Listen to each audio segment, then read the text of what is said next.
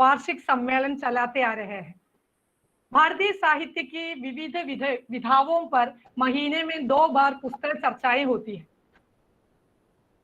भारतीय साहित्य प्रतिष्ठान के तत्वावधान में आयोजित भाषण श्रृंखला का उद्घाटन बनारस हिंदू विश्वविद्यालय के आदरणीय कबीर विषय प्रोफेसर एवं प्रमुख लेखक डॉक्टर सदानंद शाही जी ने किया। दूसरा भाषण आधुनिक सौंदर्य शास्त्र विषय पर मलयालम के प्रसिद्ध कवि, कलाकार एवं आलोचक डॉक्टर मनोज कुरूर जी द्वारा किया गया। आज तीसरी भाषण श्रृंखला है जो हिंदी के वरिष्ठ एवं प्रकांड पंडित परम आदरणीय डॉक्टर विजय बहादुर सिंह जी द्वारा संपन्न होने वाला है। हम शुरू करेंगे। सबसे पहले मैं बीच बीच में लोग जो है ज्वाइन कर रहे हैं, इसलिए सबसे पहले मैं स्वागत भाषण के लिए भारतीय साहित्य प्रतिष्ठान के सचिव परम आदरणीय डॉक्टर के वनजा जी को सहर्ष सादर आमंत्रित करती हूँ। वनजा जी।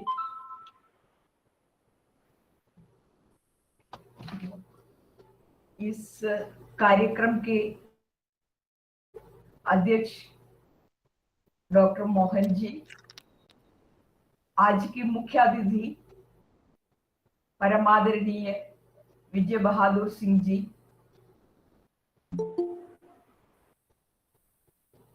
इस कार्यक्रम में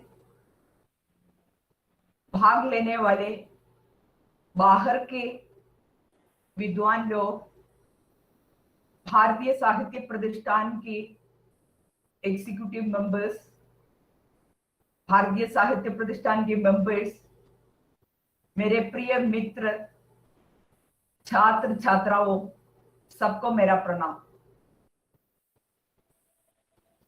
अभी अभी डॉक्टर बिंदु ने सूचित किया है कि ये भारतीय साहित्य प्रतिष्ठान करीब 25 सालों से कार्यरत है साहित्य एवं संस्कृति के क्षेत्र में, और आज वो से निरंतर काम करता आ रहा है। एक भाषण श्रृंखला शुरू करने के विचार में थे हम लोग कई दिनों से।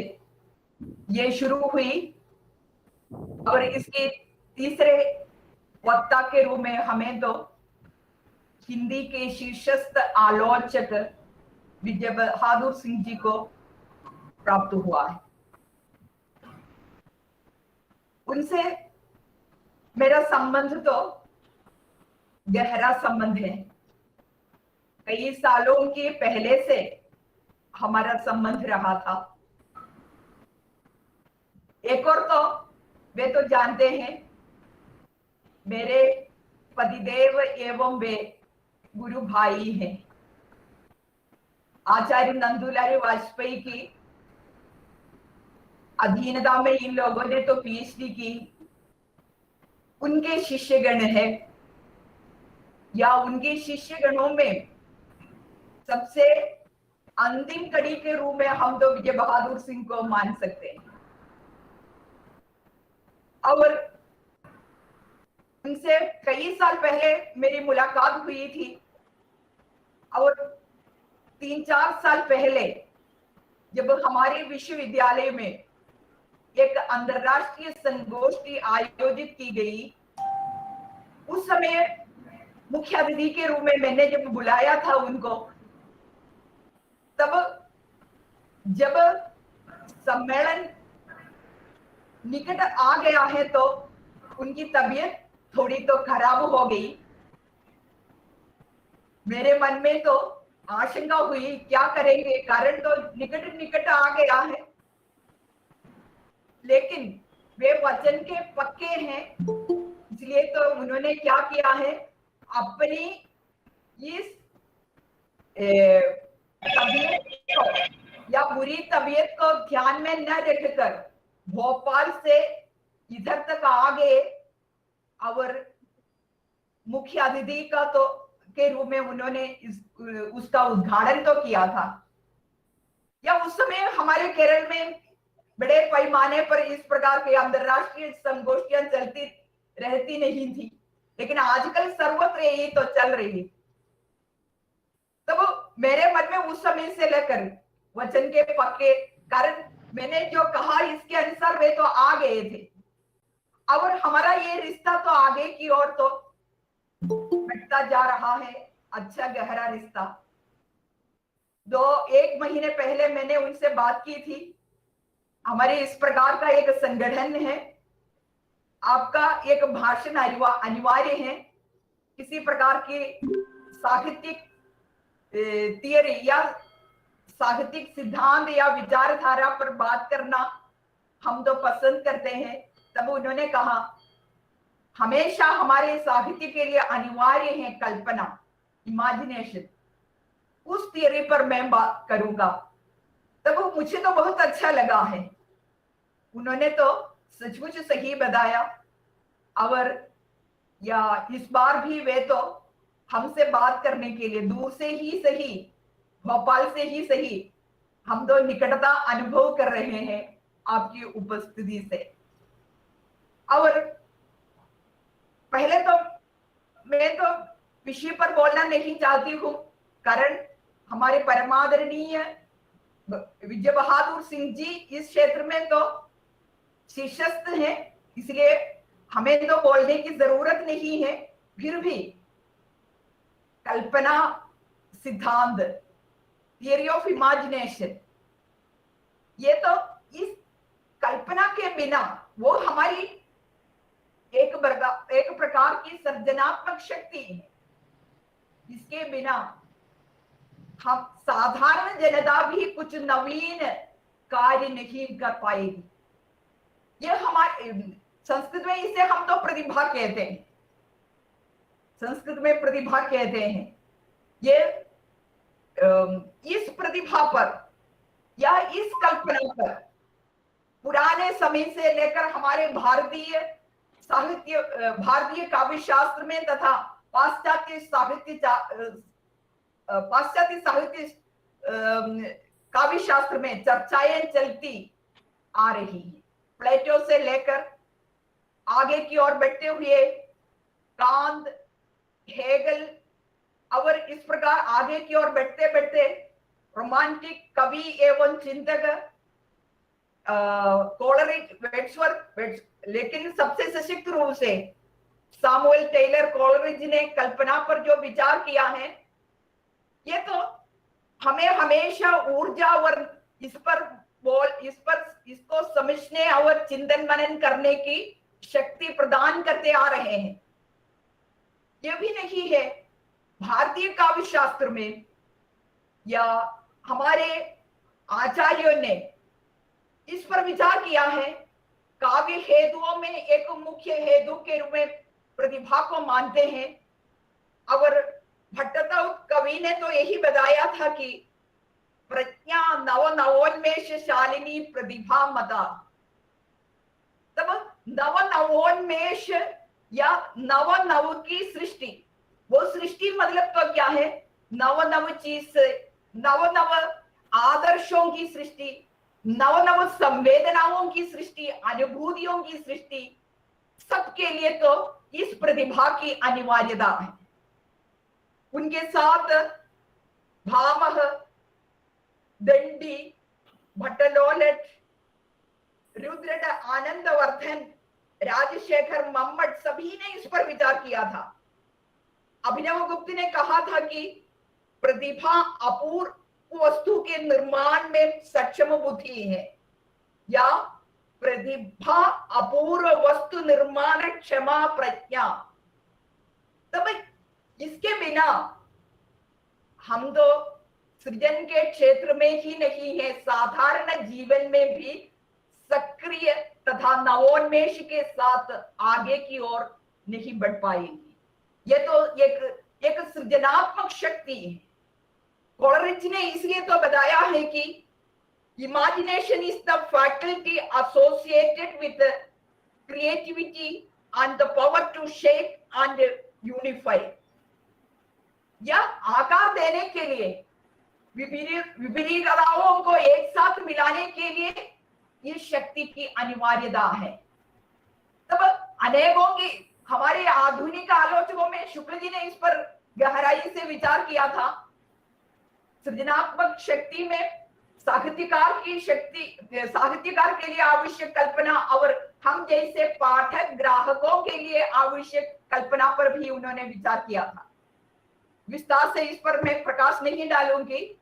मेरा कर्तव्य यहाँ जो एकत्र है इनका तो स्वागत करना है। सबसे पहले हमारे अध्यक्ष महोदय मोहन जी का मैं तो हृदय से स्वागत करती हूँ इस कार्यक्रम की ओर। या विजय बहादुर सिंह जी के संबंध में यदि कहेंगे तो वे तो निरंतर रूप से सक्रिय रूप से साहित्यिक क्षेत्र में, विशेषकर समालोचना के क्षेत्र में काम करते आ रहे हैं।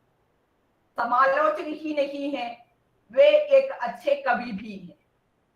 वो इनका नैरंतर्य यही है सबसे बड़ी बात। कारण कई आलोचनात्मक रचनाएं हमारे सामने हैं। या नागार्जुन का रचना संसार है, बृहत्रयी है, कविता व संवेदना, उपन्यास संबंधी उनकी रचना है, महादेवी के काव्य का नेपथ्य है। इन सबके साथ आज हिंदी क्षेत्र में सबसे ज्यादा चर्चित नवीनतम उनकी आलोचनात्मक कृति जो प्रकाशित हुई है उसका नाम है जातीय अस्मिता के प्रश्न और जयशंकर प्रसाद। सचमुच आजकल के हिंदी के अच्छे अच्छे आलोचकों ने इस पर अपना विचार तो इस पर अपने विचार तो प्रकट कर चुके हैं। ये तो साहित्य भंडार इलाहाबाद से प्रकाशित कृति है। इसमें उन्होंने, कारण एक जमाने में आपको मालूम है हमेशा साहित्य जगत में है हमेशा तो क्या है गुड़बंदी। एक जमाने में हमारे छायावादी रचनाकारों में या उपेक्षित सबसे प्रतिभा संपन्न, अब प्रतिभा शब्द का ही प्रयोग मैं कर रही हूँ, प्रतिभा संपन्न सशक्त कालजयी रचनाकार तो सचमुच असल में जयशंकर प्रसाद है। लेकिन इनकी उपेक्षा तो हुई। इस रचना के माध्यम से जयशंकर प्रसाद को हमारे हिंदी साहित्य के क्षेत्र में प्रतिष्ठित करने के साथ साथ उनकी समकालीनता पर भी प्रकाश डालने की कोशिश उन्होंने तो की। ये सबसे सराहनीय बातें हैं और कई मायनों पर उन्होंने इसी दृष्टि से तो केंद्र में प्रतिष्ठित करने की कोशिश तो की है। कारण एक समय था निराला को प्रतिष्ठित करने के लिए रामविलास शर्मा थे हमारे बीच में, लेकिन प्रसाद जी को प्रतिष्ठित करने के लिए कौन रहे थे? नंदुलारी वाजपेयी ने तो कुछ लिखा है, लेकिन नवीनतम ढंग से आज की हमारी मांग को पूर्ण करने के लिए हमारे साथ संवाद करने योग्य एक रचना का सृजन उन्होंने हाल ही में तो किया था। यही तो मैंने कहा था कि उनकी रचना का नैरंतर्य मतलब या समय के साथ मिलकर लिखना। अब इस प्रकार के एक अच्छे आलोचक, इसलिए तो इमेजिनेशन के रूप में यदि कहेंगे तो सबसे ज्यादा इमेजिनेशन कल्पना का प्रयोग हमारे छायावादी कवियों ने किया। इसलिए छायावादी काव्य सबसे सुंदर काव्य आज भी हिंदी साहित्य में हमारे सामने तो सुंदर काव्य बनकर विद्यमान है। हमारे विजय बहादुर सिंह जी को पूरे मेरे हृदय के मतलब सारे श्रद्धा, स्नेह, सम्मान मैं तो सबके साथ आपका स्वागत मेरी तरफ से, भारतीय साहित्य प्रतिष्ठान की तरफ से, कोच्चि की तरफ से, केरल की तरफ से, यहाँ उपस्थित यहाँ के श्रोताओं की तरफ से मैं आपका तो स्वागत करती हूँ। और यहाँ जो श्रोतागण मैंने कहा बाहर से आए हुए श्रोतागण हैं, या इंदु शेखर शर्मा जी हैं, सुभाष शर्मा जी हैं, राजीव रंजन गिरी जी हैं, इस प्रकार बाहर के, केरल के बाहर से आए हुए विद्वान लोग हैं, और हमारे केरल के कई विद्वान लोग हैं, या विभिन्न विश्वविद्यालयों तथा कॉलेजों के अध्यापक गण हैं, और शोधार्थी हैं, छात्र छात्राएं हैं, इन सबका मैं तो हृदय से स्वागत करती हूँ। पुनः सबका स्वागत करते हुए मैं तो अपने शब्दों का विराम लेती हूँ। नमस्कार, धन्यवाद। धन्यवाद वनजा जी। आगे अध्यक्षीय भाषण के लिए भारतीय साहित्य प्रतिष्ठान के अध्यक्ष पूजनीय डॉक्टर एन मोहनन जी को सहर्ष सादर आमंत्रित करती हूँ। परम आदरणीय विजय बहादुर सिंह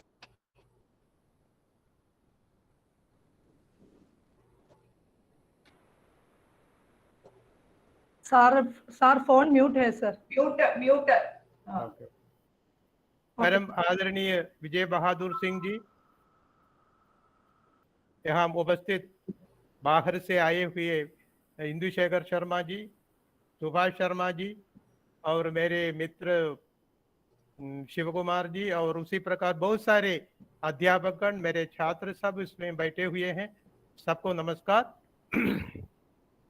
आप लोगों से कुछ कहने की जरूरत नहीं है, लेकिन बाहर से जो विद्वान आए हैं और हमारे परम आदरणीय विजय बहादुर सिंह जी, उनसे हमारी संस्था के बारे में 2-3 शब्द, ज़्यादा विस्तार से बोलने के समय नहीं है, क्योंकि हम सब वास्तव में विजय बहादुर सिंह जी की बातें सुनने के लिए आतुर है। इसलिए मैं यही कहना चाहता हूँ कि हमारी एक संस्था, अभी इन लोगों ने संयोजिका ने और भारतीय साहित्य प्रतिष्ठान के सचिव डॉक्टर वनजा जी ने सूचित किया, लगभग 26 वर्षों से 25-26 वर्षों से साहित्य और संस्कृति के क्षेत्र में सक्रिय एक संस्था है भारतीय साहित्य प्रतिष्ठान। इसमें बहुत कम सदस्य है, ज्यादा सदस्यों को इसमें इकट्ठा करने का विचार हमारे मन में नहीं है। जो सक्रिय सदस्य है उनको ही हम शामिल करते हैं, और इस संस्था का लक्ष्य यही है, इस संस्था के लगभग सभी सदस्य जो है कॉलेज, स्कूल, कॉलेज या यूनिवर्सिटी, विश्वविद्यालय के अध्यापक गण हैं, और इसलिए हमारा उद्देश्य यही है कि साहित्य के क्षेत्र में जो साहित्य अध्ययन और अध्ययन के लिए, साहित्य के अध्यापन के लिए अनिवार्य है साहित्यिक सिद्धांतों की जानकारी। साहित्यिक सिद्धांतों की जानकारी के बिना वास्तव में एक अध्यापक के लिए अपनी नींव नहीं होती। एक कॉन्फिडेंस मिलना है तो साहित्यिक सिद्धांत जो है उसकी सही जानकारी अनिवार्य है। आज के जमाने में उसका लगभग पूर्ण रूप से उसका अभाव दिखाई देता है। इसलिए भारतीय साहित्य प्रतिष्ठान ने यह निर्णय लिया कि हमारे सदस्य जो है उनको साहित्यिक सिद्धांतों से अवगत कराना और उनके अध्ययन का स्तर और अध्यापन का स्तर जो है उसको बढ़ाना, यही वास्तव में इस संस्था का लक्ष्य है। इसलिए साहित्य और साथ ही साथ सांस्कृतिक कार्यों में भी, साहित्य और सांस्कृतिक कार्यों में यही हमारा लक्ष्य है। इसमें कोई राजनीति नहीं है, सभी राजनीति के लोग इसमें हैं। हम सब मिलकर वास्तव में हमारा एक ही लक्ष्य है, दूसरे अध्यापक जो है, दूसरे पाठक जो है, दूसरे लोग जो है, इस प्रकार की संस्थाएं जो है उनसे जरूर भिन्न होनी चाहिए हमारी संस्था। और इसके सदस्य दूसरे संस्थाओं से के सदस्य जो है उनसे बिल्कुल भिन्न होना चाहिए। और इसमें जितने अध्यापक हैं वे अच्छे अध्यापक बने, वरिष्ठ अच्छे अध्यापक बने, अच्छी तरह पढ़ने वाले पढ़ाने वाले अध्यापक बने। यही वास्तव में भारतीय साहित्य संस्थान का लक्ष्य है। इसीलिए हम क्या करते हैं, इस साहित्य के क्षेत्र में, समालोचना के क्षेत्र में, साहित्यिक अ, अ, दर्शन जो है, शास्त्र सिद्धांत जो है, उसके क्षेत्र में पहुंचे हुए पंडित लोग जो है, श्रेष्ठ व्यक्तित्व जो है, उनको चुन चुनकर उनकी बातें सुनने का अवसर हम बना लेते हैं। इस अवसर पर हमें मिला है, ये तीसरा भाषण है, भाषण श्रृंखला जो है उसमें तीसरा भाषण है। तीसरा भाषण में हमारी संस्था, हमारे सदस्यों के लिए धन्य मुहूर्त है ये, क्योंकि हमें मिला है परम आदरणीय विजय बहादुर सिंह जी। अब हिंदी साहित्य के क्षेत्र में, हिंदी समालोचना के क्षेत्र में इतने वरिष्ठ, इतने प्रभावी, इतने प्रतिभाशाली आलोचक नहीं है, यही मेरी अपनी राय है। मैंने कितने सालों से, 35-40 सालों से हिंदी साहित्य के अध्ययन और अध्यापन के क्षेत्र में जुड़ा हुआ आदमी हूँ। मेरे लिए परम आदरणीय व्यक्तित्व है विजय बहादुर सिंह जी। इधर आए थे, जैसे वनजा जी ने सूचित किया, उस समय वे वजन के पक्के है इसलिए बताया, उस समय उनकी तबीयत खराब थी, लेकिन वे इधर आए व्हील चेयर पर फ्लाइट में व्हील चेयर पर यहाँ आकर हमारे हमारे संगोष्ठी जो है उसका उद्घाटन करके 2-3 दिन तक हमारे साथ रहे हैं। तो ऐसे व्यक्तित्व को हम भाई नहीं सकते। उस व्यक्तित्व का फिर से मैं नमन करते हुए मैं अपना अध्यक्षीय भाषण समाप्त करता हूं और विजय बहादुर सिंह जी के हमारे साथ जुड़े हुए उनको पुनः आप सबकी तरफ से, मेरी तरफ से, हमारी संस्था की तरफ से साधुवाद, धन्यवाद प्रस्तुत करते हुए मैं समाप्त करता हूं। धन्यवाद। धन्यवाद सर। आधुनिक हिंदी के विकास में अपनी सृजनात्मक आलोचना से उल्लेखनीय योगदान देने वाले लेखकों में अग्रगण्य बृहत्रयी नागार्जुन का रचना संसार, नागार्जुन संवाद, कविता और संवेदना, महादेवी के कविता का नेपथ्य जैसी आलोचनात्मक कृतियों के रचयिता, भवानी प्रसाद मिश्र रचनावली, दुष्यंत कुमार रचनावली, नंददुलारे वाजपेयी रचनावली के संपादक, रामविलास शर्मा सम्मान, लोक सम्मान, श्रेष्ठ कला आचार्य और कौमी एकता सम्मान से पुरस्कृत, सृजनात्मक अवदान के लिए केंद्रीय हिंदी संस्थान द्वारा सुब्रमण्य भारती पुरस्कार से सम्मानित परम आदरणीय डॉक्टर विजय बहादुर सिंह जी को सहर्ष सादर सप्रेम आमंत्रित करती हूँ। सर आप आइए, कल्पना सिद्धांत पर आप बोलिए सर। नमस्कार मित्रों, आवाज सुनाई पड़ रही है? हाँ सर, बिल्कुल। यस।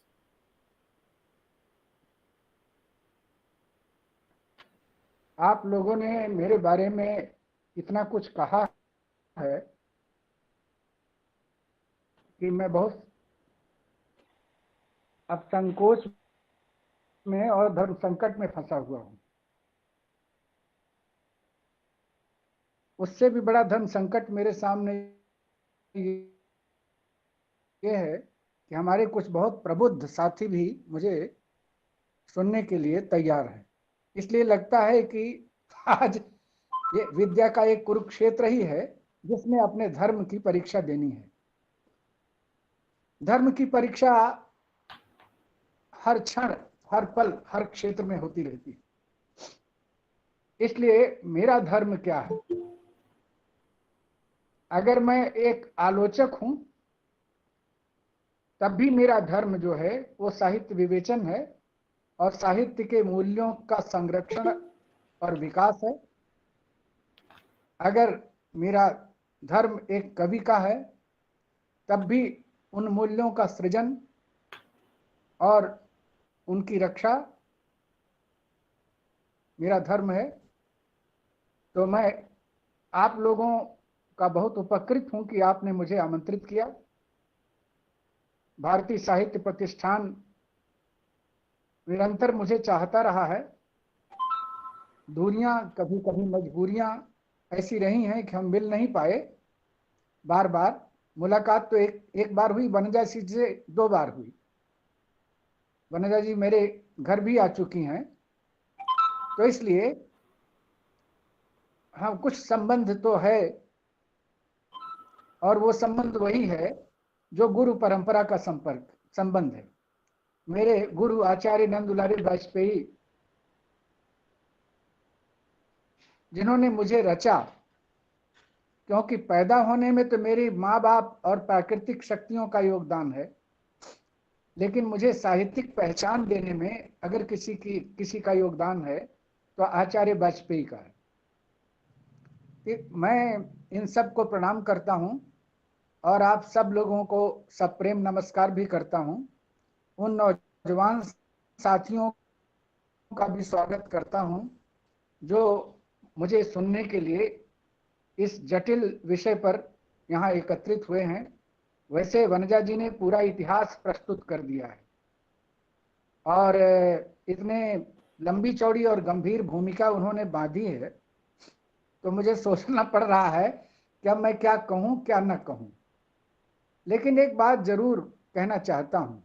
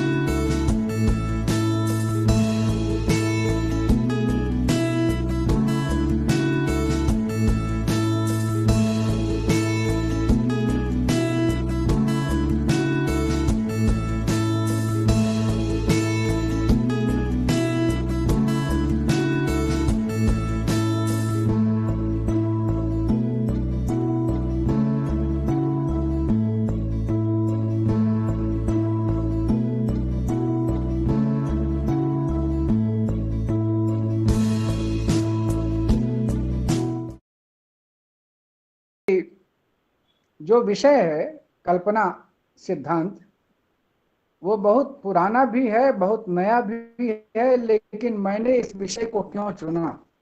क्योंकि वनजा जी ने मुझे छूट दे रखी थी कि आप खुद अपना विषय चुनें, और मेरे पास थे, लेकिन मैं करीब 10-15 सालों से इस विषय को लेकर बहुत परेशान हूं, और उस परेशानी का कारण भी ये है कि आजकल फेसबुक पर, पत्र पत्रिकाओं में, तमाम जगहों पर कविताएं इतनी लिखी जा रही हैं कि मुझे लगता है कि अब कविता पढ़ना उतना आसान नहीं रह गया है, और अच्छी कविता चुन पाना आसान नहीं रह गया है, और उससे भी कठिन हो गया है अच्छी कविता या उपन्यास या कहानी लिखना।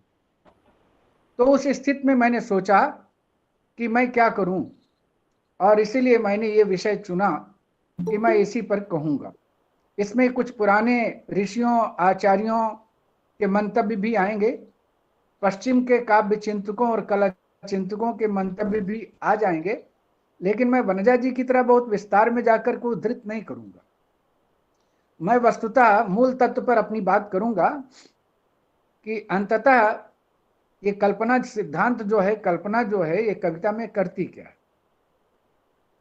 और क्यों इसका होना जरूरी है, और यह भी सोचना पड़ेगा कि क्या इसे हम किसी मेहनत से, किसी विश्वविद्यालयीन शिक्षा से, किसी आचार्य की शरण में जाकर के इसे प्राप्त कर सकते हैं क्या? ये जो बातें हैं, इन बातों पर मेरा मन बार बार जा रहा था, और मैं सोच रहा था कि फिर जो उचित आलोचना है कविता की या उपन्यास की या कहानी की, ये मैं इसलिए कह रहा हूं कि आप ध्यान रखें कि बगैर कल्पना के कोई साहित्य सृजन हो ही नहीं सकता। ये एक दृढ़ मत है, इस पर कोई विवाद नहीं है। जिसमें कल्पना नहीं होगी वो वैज्ञानिक हो सकता है, हालांकि वैज्ञानिक के लिए भी प्रारंभिक कल्पनाशीलता तो जरूरी है, लेकिन तर्कशास्त्री के लिए, काव्यशास्त्री के लिए कल्पना की जरूरत नहीं है। लेकिन ये माना जाता है कि कल्पना जो है वह भी एक प्रकार से ऐसी शक्ति है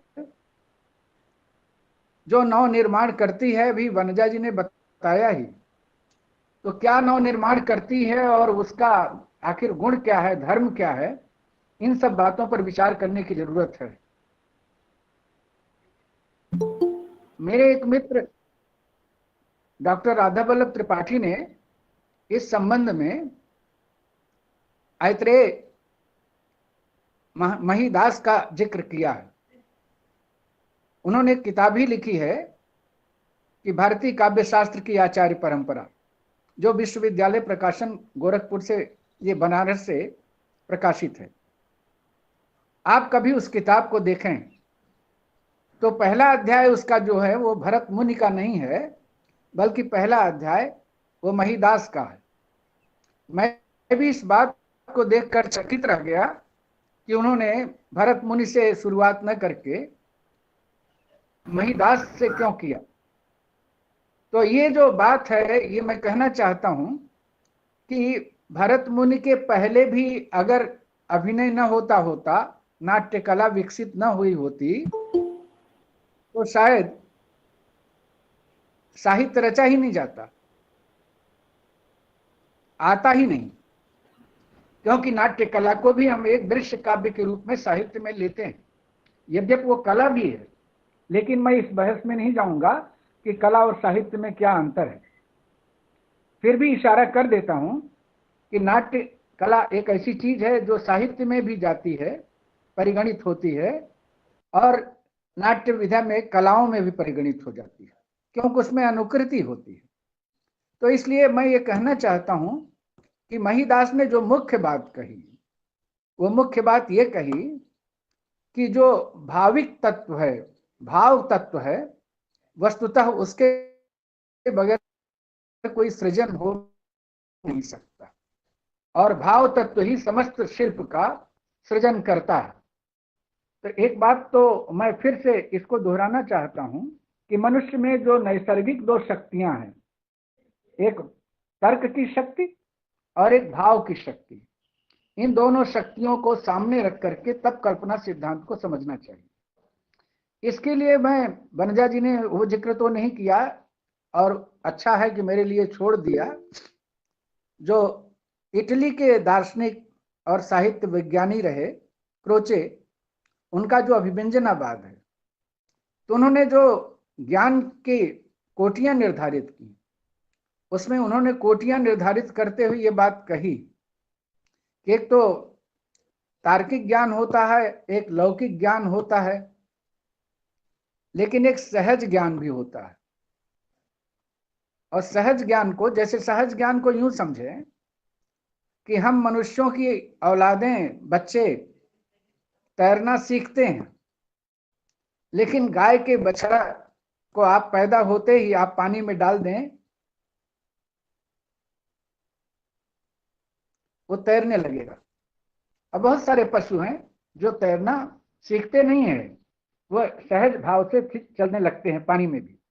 इसको सहज ज्ञान कहते हैं। सहज ज्ञान का मतलब है जो नैसर्गिक है, नेचुरल है। तो जो नेचुरल है वस्तुतः वही सहज ज्ञान है। इसलिए उन्होंने कहा कि एक रैशनल नॉलेज है, एक इरेशनल नॉलेज है। जो इरेशनल नॉलेज है उसको उन्होंने कह दिया कि इंट्यूशनल नॉलेज है, ये प्रातिभ ज्ञान है।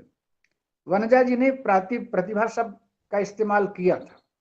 मैं अभी इस पर आऊंगा और काफी देर तक चर्चा करना चाहूंगा कि प्रतिभा क्या है, लेकिन उसके पहले इस सहज ज्ञान को समझने की जरूरत है।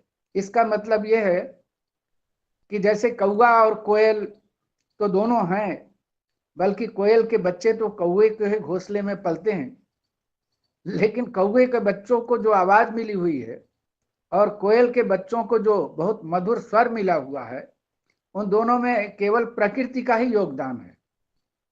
इसका मतलब यह है कि जो कविता है वह भी एक प्राकृतिक वरदान है। यहां से मैं अपनी बात शुरू करना चाहता हूं। और जब मैं कविता कह रहा हूं तो उसका मतलब केवल छंदोबद्ध काव्य नहीं है। उसका मतलब कविता में कहानी भी है, नाटक भी है, उपन्यास भी है, ये सब जो विधाएं हैं उन सबको मैं शामिल करके काव्य शब्द से अपना काम चला रहा हूं, अन्यथा मुझे तीनों चारों शब्द लेने पड़ेंगे एक साथ। तो जब मैं संस्कृत में काव्य का मतलब गद्य भी होता है और पद्य भी होता है, मैं संस्कृत वाला शब्द ही ले रहा हूं काव्य का। हिंदी में उसको थोड़ा सरलीकरण करते हुए मैं कविता कह दे रहा हूं, हालांकि मुझे काव्य कहना चाहिए। तो मैंने कहा कि ये जो काव्य शब्द है, जिसके बारे में वनजा जी ने जिक्र किया कि ये जो नवनिर्माण शालिनी होती है और निरंतर सृजन करती रहती है नया नया, तो उस बारे में मैं आप लोगों को याद दिलाऊं। जो आचार्य राजशेखर नाम के एक हैं, जो करीब 9वीं 10वीं शताब्दी के आसपास हुए हैं, उन्होंने जो अपना ग्रंथ लिखा है उसमें उन्होंने एक बहुत ही मजेदार बात लिखी है कि जो कवि या रचनाकार या सर्जक होता है, वस्तुतः वह सारस्वत चक्षु का स्वामी होता है। इस बात को मैं फिर से दोहराना चाहता हूं। ये राजशेखर का कथन है कि वो सारस्वत चक्षु उसके पास होता है। जैसे शिव के पास तीसरा नेत्र होता है, हम लोगों के पास 2 ही नेत्र हैं, उसी तरह कवि के पास भी एक तीसरी और शक्ति होती है दुनिया को देखने की। आचार्य राजशेखर उसे कह रहे हैं कि वो सारस्वत चक्षु है। इसका मतलब है कि सारस्वत चक्षु जो है वह एक प्रकार से एक ऐसी रचना करता है जिस रचना से नई नई सृष्टि का सृजन होता है।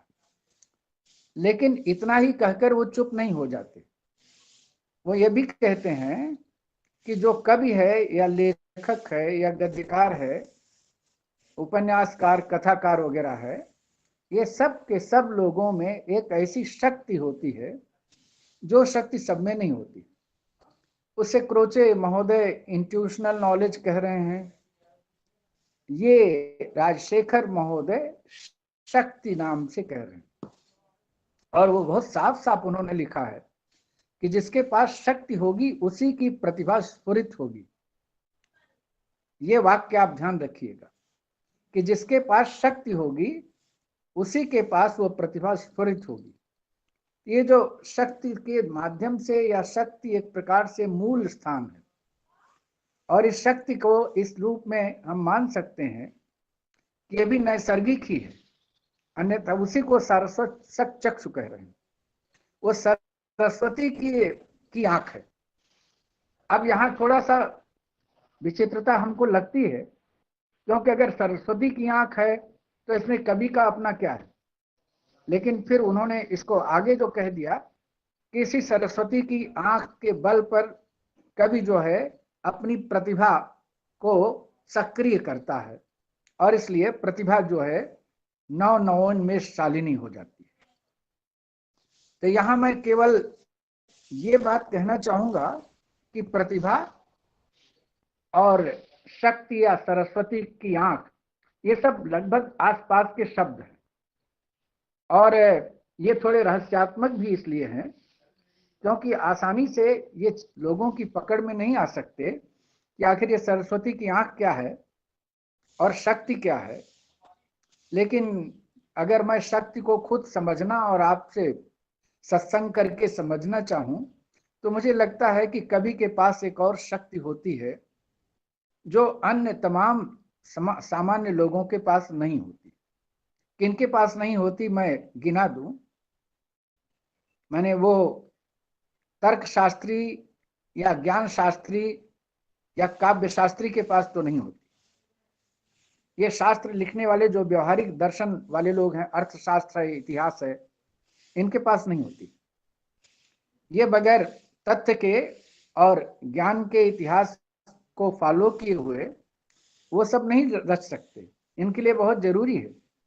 तो इसलिए मैंने कहा कि शक्ति भी एक नैसर्गिक है, और नैसर्गिक होने के कारण ही मैं क्रोचे की उस बात को मान लेता हूं को सहज।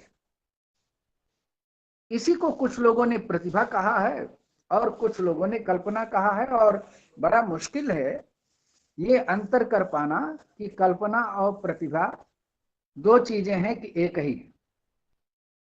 लेकिन इतना जरूर मैं कहूंगा कि जब हम कल्पना को सीधे सीधे समझेंगे, अव्वल तो भारत में कल्पना का वो अर्थ नहीं लिया जाता था जो आधुनिक आलोचकों के द्वारा यहाँ प्रयुक्त किया जाने लगा।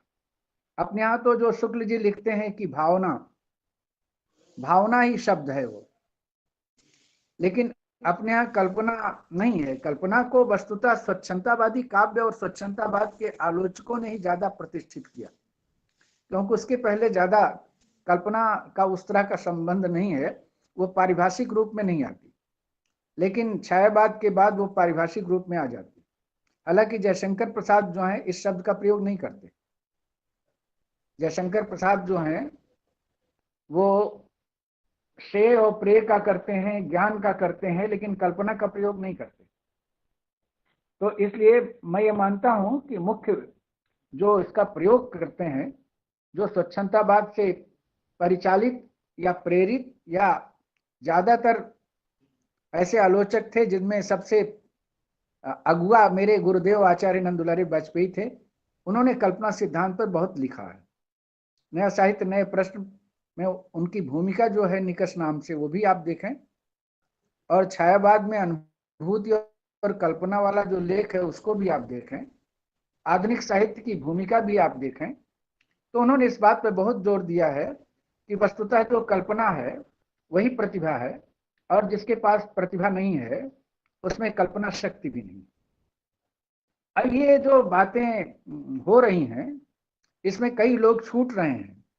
जैसे अभिनव गुप्त की बात वनजा जी ने की, आनंदवर्धन की बात की, मैंने खुद आचार्य राजशेखर की बात की, वनजा जी ने रुद्रत और दंडी वगैरह की भी बात की, लेकिन उस विषय में मैं उधर जाऊंगा तो गड़बड़ हो जाएगा, क्योंकि मैं बहुत काव्य शास्त्रीय व्याख्यान नहीं देना चाहता।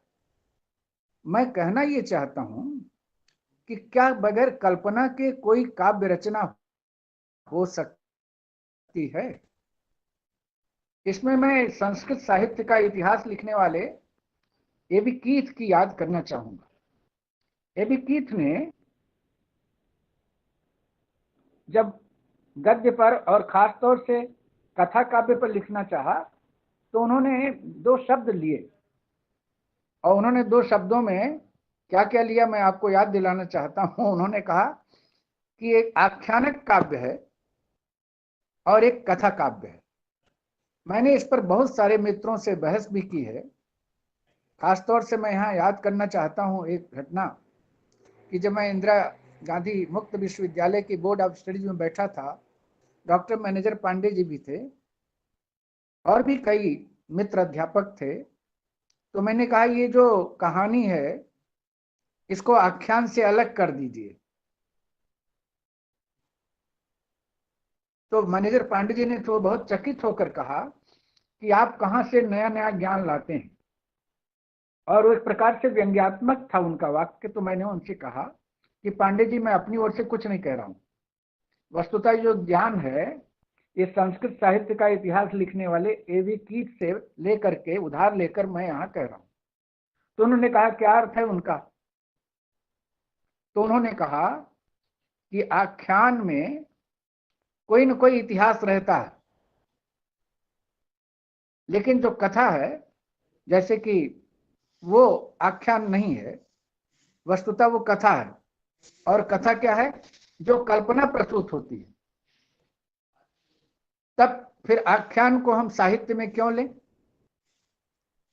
अगर आख्यान कल्पना प्रसूत नहीं है तो हम इसे साहित्य में क्यों लें? ये सवाल है।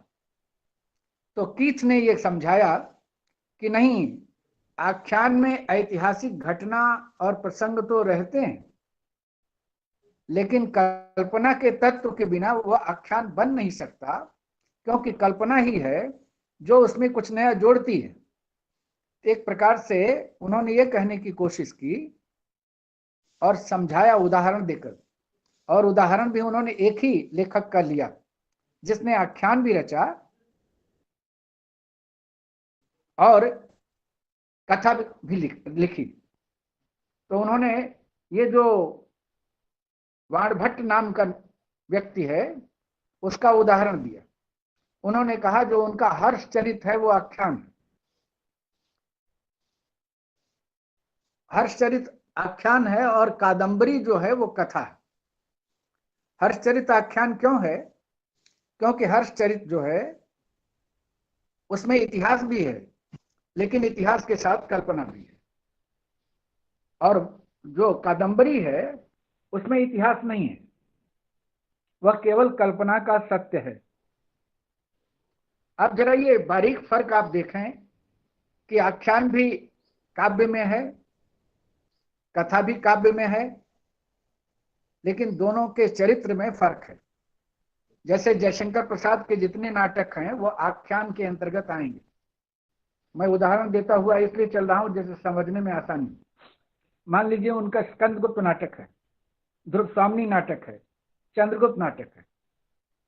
तो ये जितने चरित्र हैं आप देखेंगे कि ये सारे के सारे चरित्र इतिहास में मिलते हैं।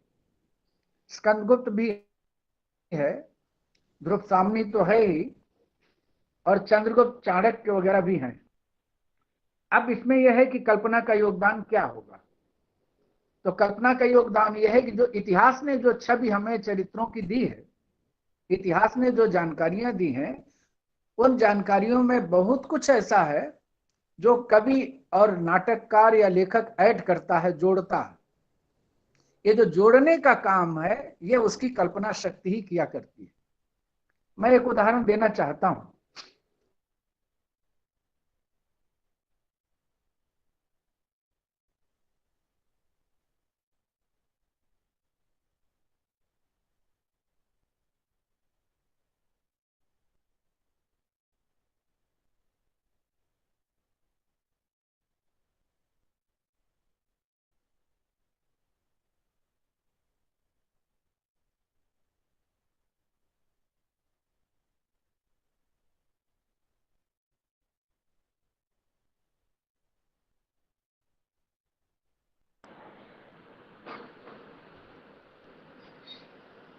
लगता है कुछ गड़बड़ हो गया। का प्रॉब्लम होगा सर। हाँ, नेट का प्रॉब्लम हो।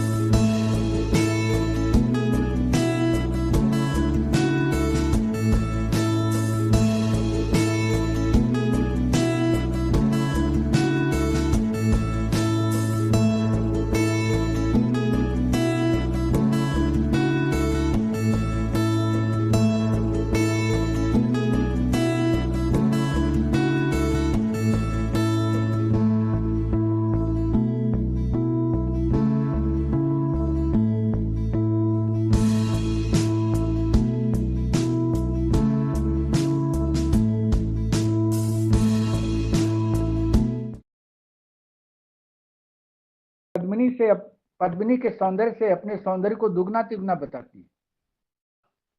तो मैं पद्मिनी के बारे में सोचने लगा और खोजने लगा तो पता लगा किसी इतिहास में पद्मिनी का कोई जिक्र ही नहीं।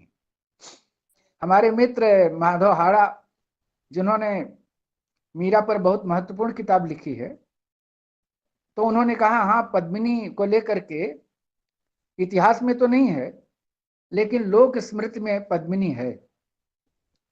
और एकाध कुछ विचित्र तरह के इतिहासकार जो अपना नाम नहीं देते वो कहते हैं कि पद्मिनी थी, लेकिन इतिहासकार ये कहते हैं खुसरो तो खुद उस युद्ध में गए थे अलाउद्दीन खिलजी के साथ।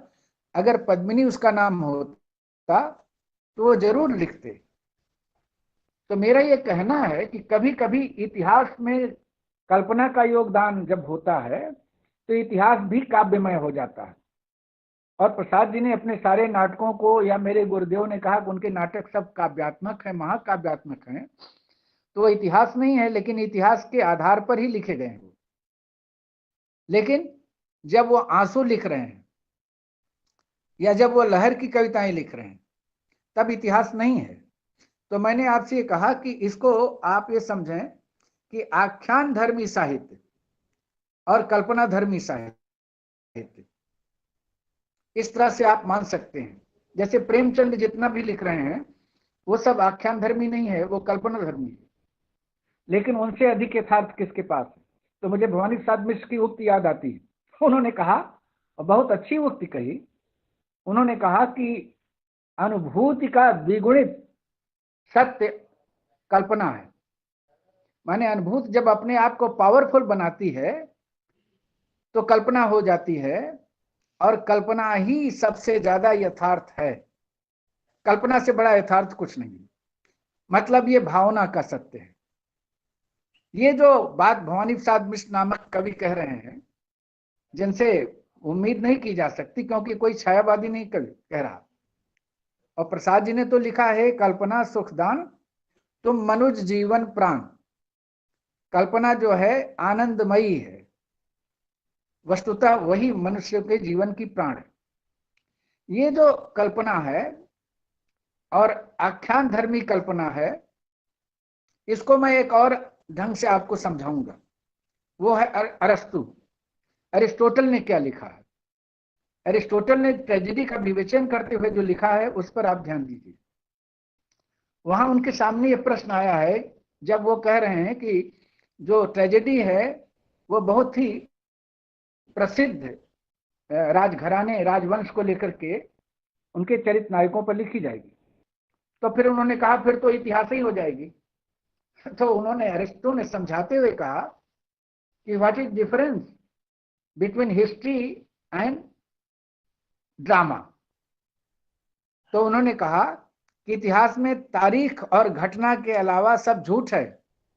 आप इस वाक्य को ध्यान रखिएगा। उन्होंने कहा इतिहास में तारीख और घटना या चरित्र के अलावा सब झूठ है, लेकिन काव्य में इसके अलावा सब सच है। ये उन्होंने कह दिया। तो सत्य का मतलब ये है कि इतिहास में हम जाते हैं तो हम क्या प्राप्त करते हैं। हम कुछ व्यक्तियों से मिलते हैं जो ऐतिहासिक हैं, कुछ घटनाओं से मिलते हैं और कुछ तारीखें नोट कर लेते हैं, लेकिन इनके अलावा उसमें कुछ नहीं है। वो स्केलेटन है, ढांचा मात्र है। लेकिन जब उसी स्केलेटन में काव्य पहुंचता है तो उसको पुनर्जीवित कर देता है। तो अब मैं आपसे कहना चाहता हूं कि कल्पना की शक्ति जो है एक प्रकार से पुनर्जीवन की शक्ति है। पुनर्जीवन से माने एक नई सृष्टि रचने की शक्ति है, जिसे आप कल्पना कहें कि बनर्जा जी ने उसको इशारे में अभिनव गुप्त के माध्यम से और आनंदवर्धन का जिक्र करते हुए किया था। तो मैं कहता हूं कि कल्पना एक है, लेकिन आप आजकल के काव्य को देखें तो आपको पता लगेगा। हमारे गुरुदेव आचार्य वाजपेयी ने इस पर काफी विस्तार से विचार किया है, और शुक्ल जी की तरह उन्होंने केवल भावना कहकर के बात को टाला नहीं।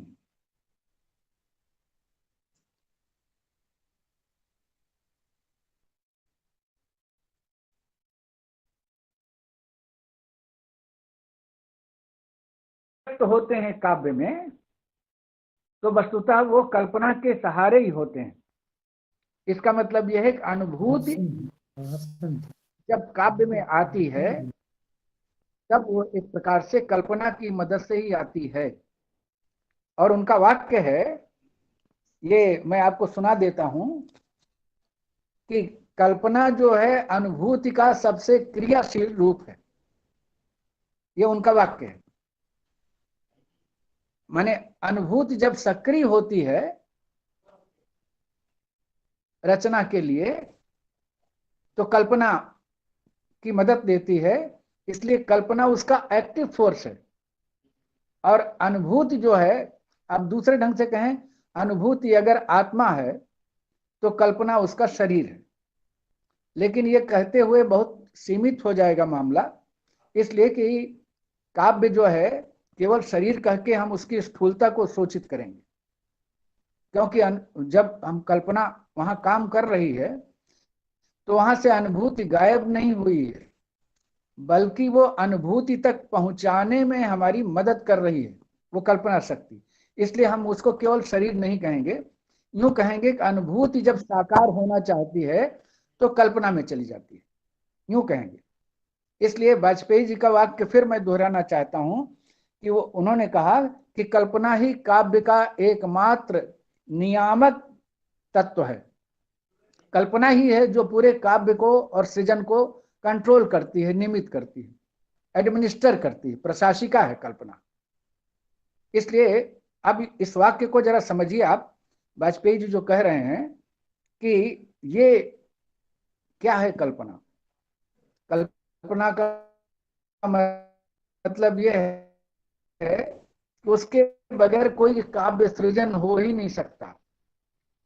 ये जो बात हम कर रहे हैं, ये आधुनिक काल में जो हमारे समकालीन लोग लिख रहे हैं, जिनमें हो सकता है प्रतिभा हो भी और हो सकता है कि शौक का मामला हो, क्योंकि कविता भी अब हॉबी हो गई है, कहानी लिखना भी हॉबी हो गया। बहुत सारे लोग लिखते रहते हैं, मेरे पास भी बहुत सारी ऐसी किताबें आती हैं जिनको पढ़ पाना मेरे लिए बहुत मुश्किल होता है।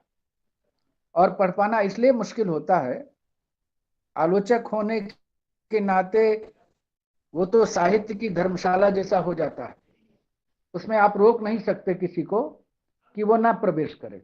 हाँ, आप चाहे उसके बारे में चुप्पी साध सकते हैं या उसकी भर्त्सना कर सकते हैं, लेकिन उसको लिखने से रोक नहीं सकते, क्योंकि हर आदमी अपने को अभिव्यक्त करना चाहता है।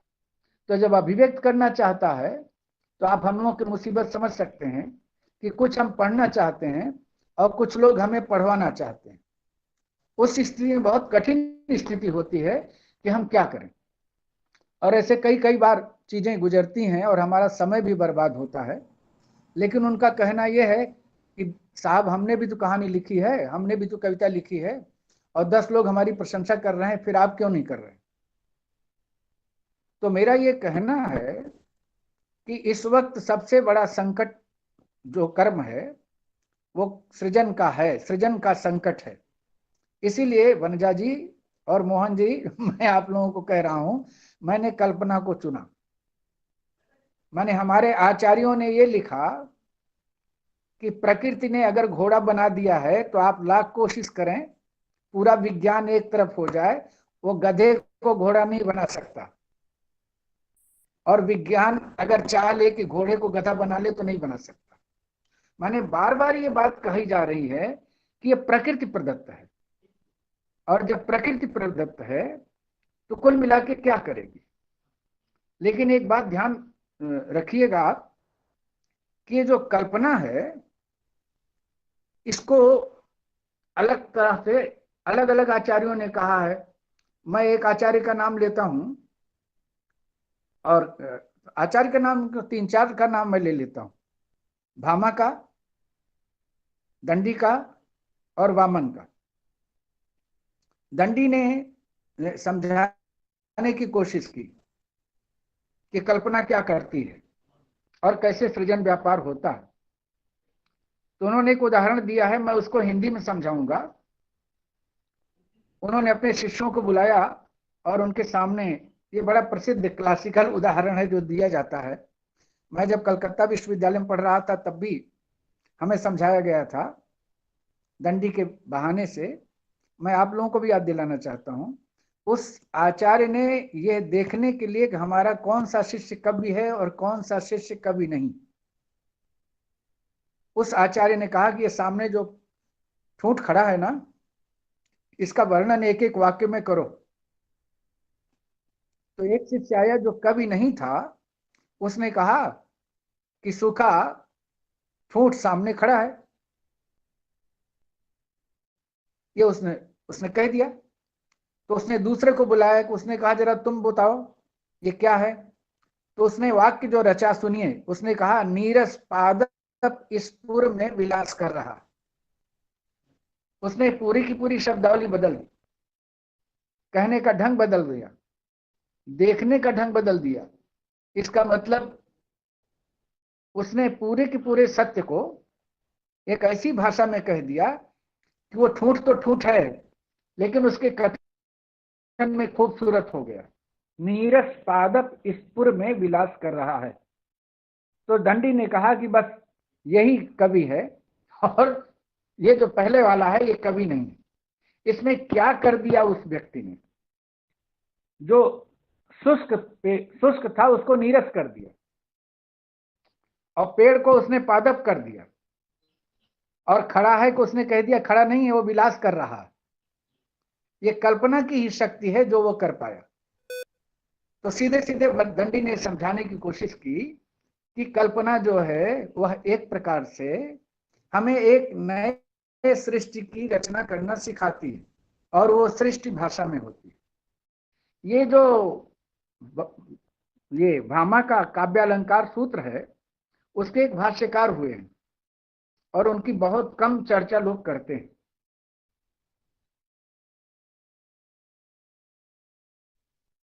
उन्होंने उनकी टीका लिखी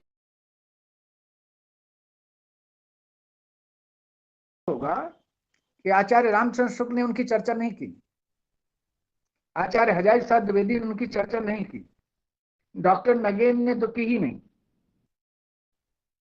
इन लोगों का ध्यान ही नहीं गया उस तरफ। केवल वाजपेयी जी ने निकष, जो नया साहित्य नए प्रश्न की भूमिका है, उसमें उसकी चर्चा की।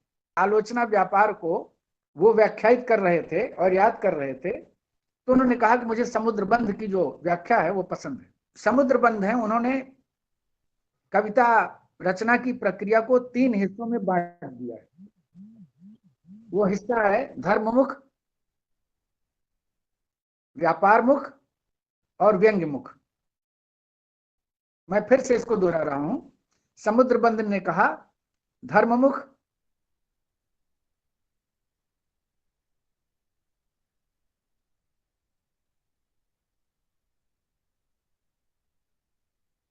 व्यापारी ने इसको समझा। अभी मुक्तिबोध पर भी आऊंगा, मुक्तिबोध की फैंटेसी पर, क्योंकि अंततः फैंटेसी भी उनकी कल्पना व्यापार ही है। भले वो फैंटेसी शब्द का इस्तेमाल कर रहे हों, लेकिन वो अपनी रचनावली में बार बार फैंटेसी को मीनिंग दे रहे हैं। डॉक्टर नामवर सिंह ने तो लिखा कि वो स्वप्न कथा है, लेकिन मुक्तिबोध का शब्द उन्होंने नहीं लिया। वो क्यों नहीं लिया, ये डॉक्टर नामवर सिंह जी जाने। तो उसके अर्थ को न पकड़ के हम दूसरा शब्द वहां इस्तेमाल कर रहे हैं, तो अंतर तो आएगा। मुक्तिबोध ने फैंटेसी का अर्थ कहा मानस बिंब, मानस चित्र। ये कामायनी पुनर्व्याख्या जो उन्होंने की है, उसमें भी शुरुआत में उन्होंने लिखा है कि कामायनी एक फैंटेसी है। तो मैं कह रहा हूं समुद्रबंध जो कह रहे हैं, वो ये कह रहे हैं कि ये जो धर्ममुख है, वस्तुतः यही कल्पना है, क्योंकि कल्पना के बगैर काव्य संभव ही नहीं हो सकता।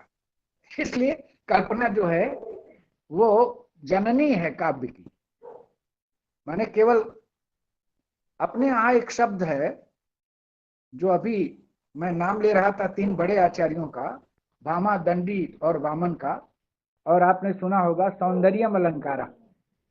अभी मैंने जो उदाहरण दिया दूसरे शिष्य का, उसने और क्या किया?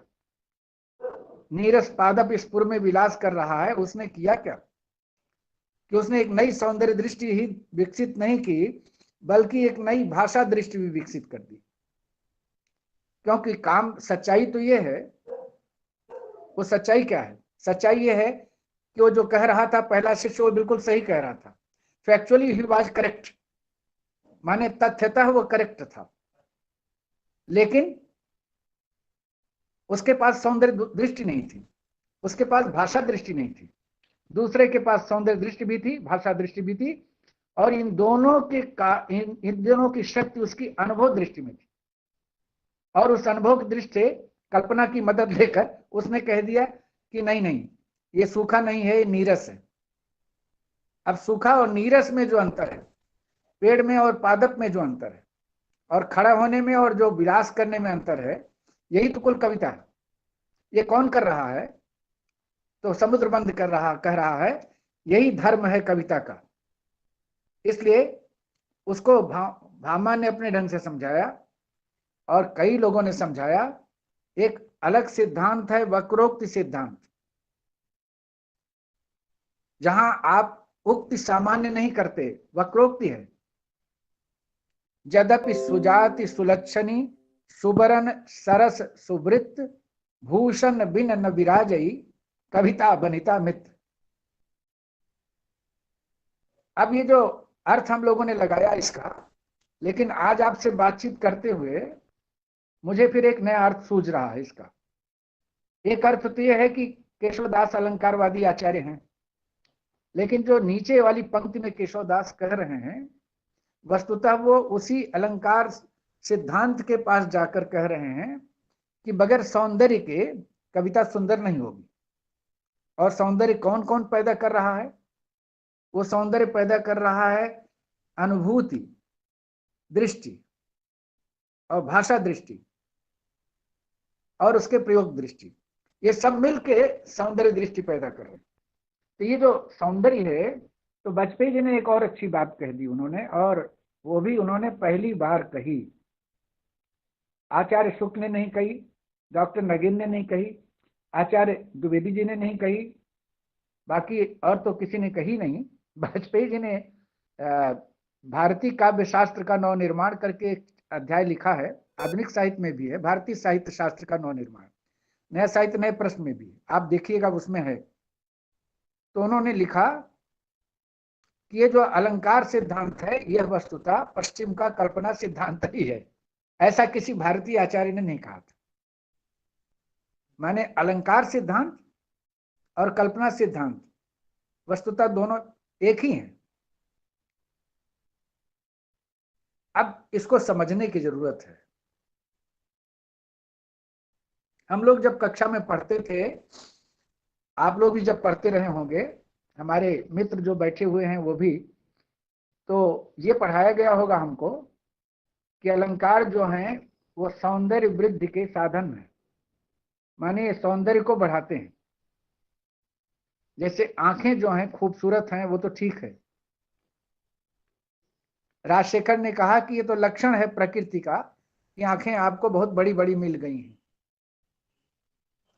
लेकिन उन आंखों में जो आपने काजल लगा रखा है या सुरमा लगा रखा है, उससे आंखों की खूबसूरती बढ़ गई है। तो उन्होंने कहा ये अलंकार जो है ये बाहरी है, ठीक है ना। लेकिन वाजपेयी जी और भामा ये नहीं कह रहे हैं कि बाहरी है, वो कह रहे हैं ये तो अंतरंग है। अंतरंग कैसे है? मैं एक दोहा सुनाना चाहता हूं, वो बिहारी का है, मैं याद करने की कोशिश कर रहा हूं। हाँ, याद आ गया, आप जरा याद कीजिए वो दोहा। अनियारे दीर्घ दृगनि किति न तरुणी समान। अनियारे दीर्घ दृगनि किति न तरुणी समान, वह चितवन और किछु जिहि बस होत सुजान। ये बड़ी बड़ी आंखें लेके जो तुम फिर रही हो, इतरा रही हो, किस बार कृष्ण तुम्हारे ही पास आएंगे, तो इस भ्रम में मत रहो। ऐसी बड़ी बड़ी आंखें इस गोकुल में, ब्रज में बहुतों के पास हैं, हो लेके फिरती रहती हैं। कृष्ण इस पर नहीं रिश्ते कि तुम्हारी आंखें बड़ी हैं, इसमें तुम्हारा क्या है? इसमें तुम्हारा कोई योगदान नहीं है, ये तो नैसर्गिक है, दिया हुआ है। तब योगदान कहाँ है? योगदान है वह चितवन और किछु, नजर तुम्हारे पास जो है वो कैसी है, निगाह कैसी है, कृष्ण तो उस पर फिदा होते हैं। वह चितवन और किछु जी बस हो सुजान। लेकिन सुजान का अगर व्यापक अर्थ ले लें तो सहृदय समाज, सब लोग शब्द जोड़ सकते हैं, सब लोग कहानी लिख सकते हैं, कविता लिख सकते हैं, क्योंकि एक बार एक आलोचक से पूछा गया था कि साहब आपने प्रसाद पर तो लिखा, निराला पर लिखा, महादेवी पर लिखा, पंत पर लिखा, लेकिन आपने जानकी वल्लभ शास्त्री पर नहीं लिखा, वो भी तो निराला जैसी कविता लिखते हैं। तो उस आलोचक ने कहा कि ये सब धंधा इतिहासकार का है, मेरा नहीं है। तो उसने फिर पूछा कि आपका मतलब क्या है? तो उन्होंने कहा इतिहासकार पटवारगिरी करता है। पटवारी क्या है कि जितने भी खेत होंगे सबको इंद्राज का एंट्री देगा। आलोचक सबको एंट्री नहीं देता, आलोचक सिर्फ प्रतिभा पुत्रों की एंट्री देता है। इसका मतलब यह है कि जितने लोग कविता लिखने वाले हैं, कहानी लिखने वाले हैं, उपन्यास लिखने वाले, सब प्रतिभा पुत्र नहीं है। प्रतिभा पुत्र कौन है, इसे आलोचक तय करता है। जैसे कि आप देखेंगे मैथिली शरण गुप्त और हरियोध, इन दोनों ने महाकाव्य लिखा। एक ने साकेत लिखा, एक ने परिप्रभास लिखा। और हम आपसे पूछें कि साहब आधुनिक काल में रामचरितमानस के बाद सबसे श्रेष्ठ काव्य, श्रेष्ठतम क्या लिखा गया है, तो आप सब लोग बेझिझक कहेंगे को तो कमाई है। क्या फर्क पड़ गया साकेत में, परिप्रभास में और कामायनी में? आपको एक मजेदार किस्सा सुनाऊं कि हरियोध जी वाजपेयी जी को पढ़ाते थे कक्षा में और बहुत प्यार करते थे वाजपेयी जी। लेकिन जब उनका आधुनिक साहित्य छपने लगा तो प्रकाशक ने, जो वाचस्पति पाठक थे, उन्होंने उनको चिट्ठी लिखी और चिट्ठी लिखते हुए उन्होंने कहा कि कम से कम हरियोध जी पर तो एक आर्टिकल इसमें लिख दीजिए। आपने कामायनी पर लिखा, कुरुक्षेत्र पर लिखा, शेखर एक जीवनी पर लिखा, तो हरियोध जी तो आपको बहुत प्यार करते थे, आपको पढ़ाया भी है। वाजपेयी जी ने चुप्पी साध ली और चुप्पी साधने के बाद आज परिप्रभास की स्थिति कहां है, जरा आप विचार करें। नहीं है कहीं। वो एक ऐतिहासिक काव्य है, एक ऐतिहासिक समय में लिखा गया, लेकिन प्रतिभा की वो श्रेष्ठता, उत्कृष्टता उनके पास नहीं थी। इसलिए एक आलोचक के रूप में, एक गुरु के रूप में वाजपेयी जी ने उन्हें मान्यता दी, प्रणाम किया, लेकिन एक कवि के रूप में उन्होंने प्रसाद के अलावा, प्रसाद की कामायनी के अलावा दूसरे पर नहीं लिखा। तो मेरा ये कहना है कि ये जो प्रतिभा का सौंदर्य है, ये सौंदर्य ही उस अलंकृति को पैदा करता है। इसलिए वो नैसर्गिक है, वो बाहरी नहीं है कि बाहरी विधान आपने देख लिया और लिख दिया। तो ये जो अलंकार है और कल्पना है, वाजपेयी जी की व्याख्या ये है, और मुझे भी यही समझ में आता है। वो समझ में ये आता है कि कल्पना कहां तक काम करती है। ये अब मैं मुक्तिबोध का जिक्र जरूर करना चाहूंगा, और अगर मैं भूलूं तो आप मुझे याद दिला दीजिएगा। मुझे लौटना यही है जहां वाजपेयी जी खड़े हैं कि कल्पना क्या काम करती है। लेकिन आप भूल ना जाएं और मैं भी भूल ना जाऊं, तो मैं आपको फिर से याद दिलाना चाहता हूं। किसे याद रख लें आप कि वाजपेयी जी का कहना यह है कि कल्पना पहले अक्षर से लेकर के अंतिम अक्षर तक व्याप्त रहती है। कविता के शिल्प में भी व्याप्त रहती है, कविता की भाषा में भी व्याप्त रहती है, कविता की अनुभूति में तो व्याप्त रहती है, वो कविता के पूरे कथानक और कथ्य व्यापार में भी व्याप्त रहती है। इसलिए कल्पना बाहरी वस्तु नहीं है, वस्तुतः वो काव्य का पर्याय है, सृजन का पर्याय है। ये ध्यान रखिएगा।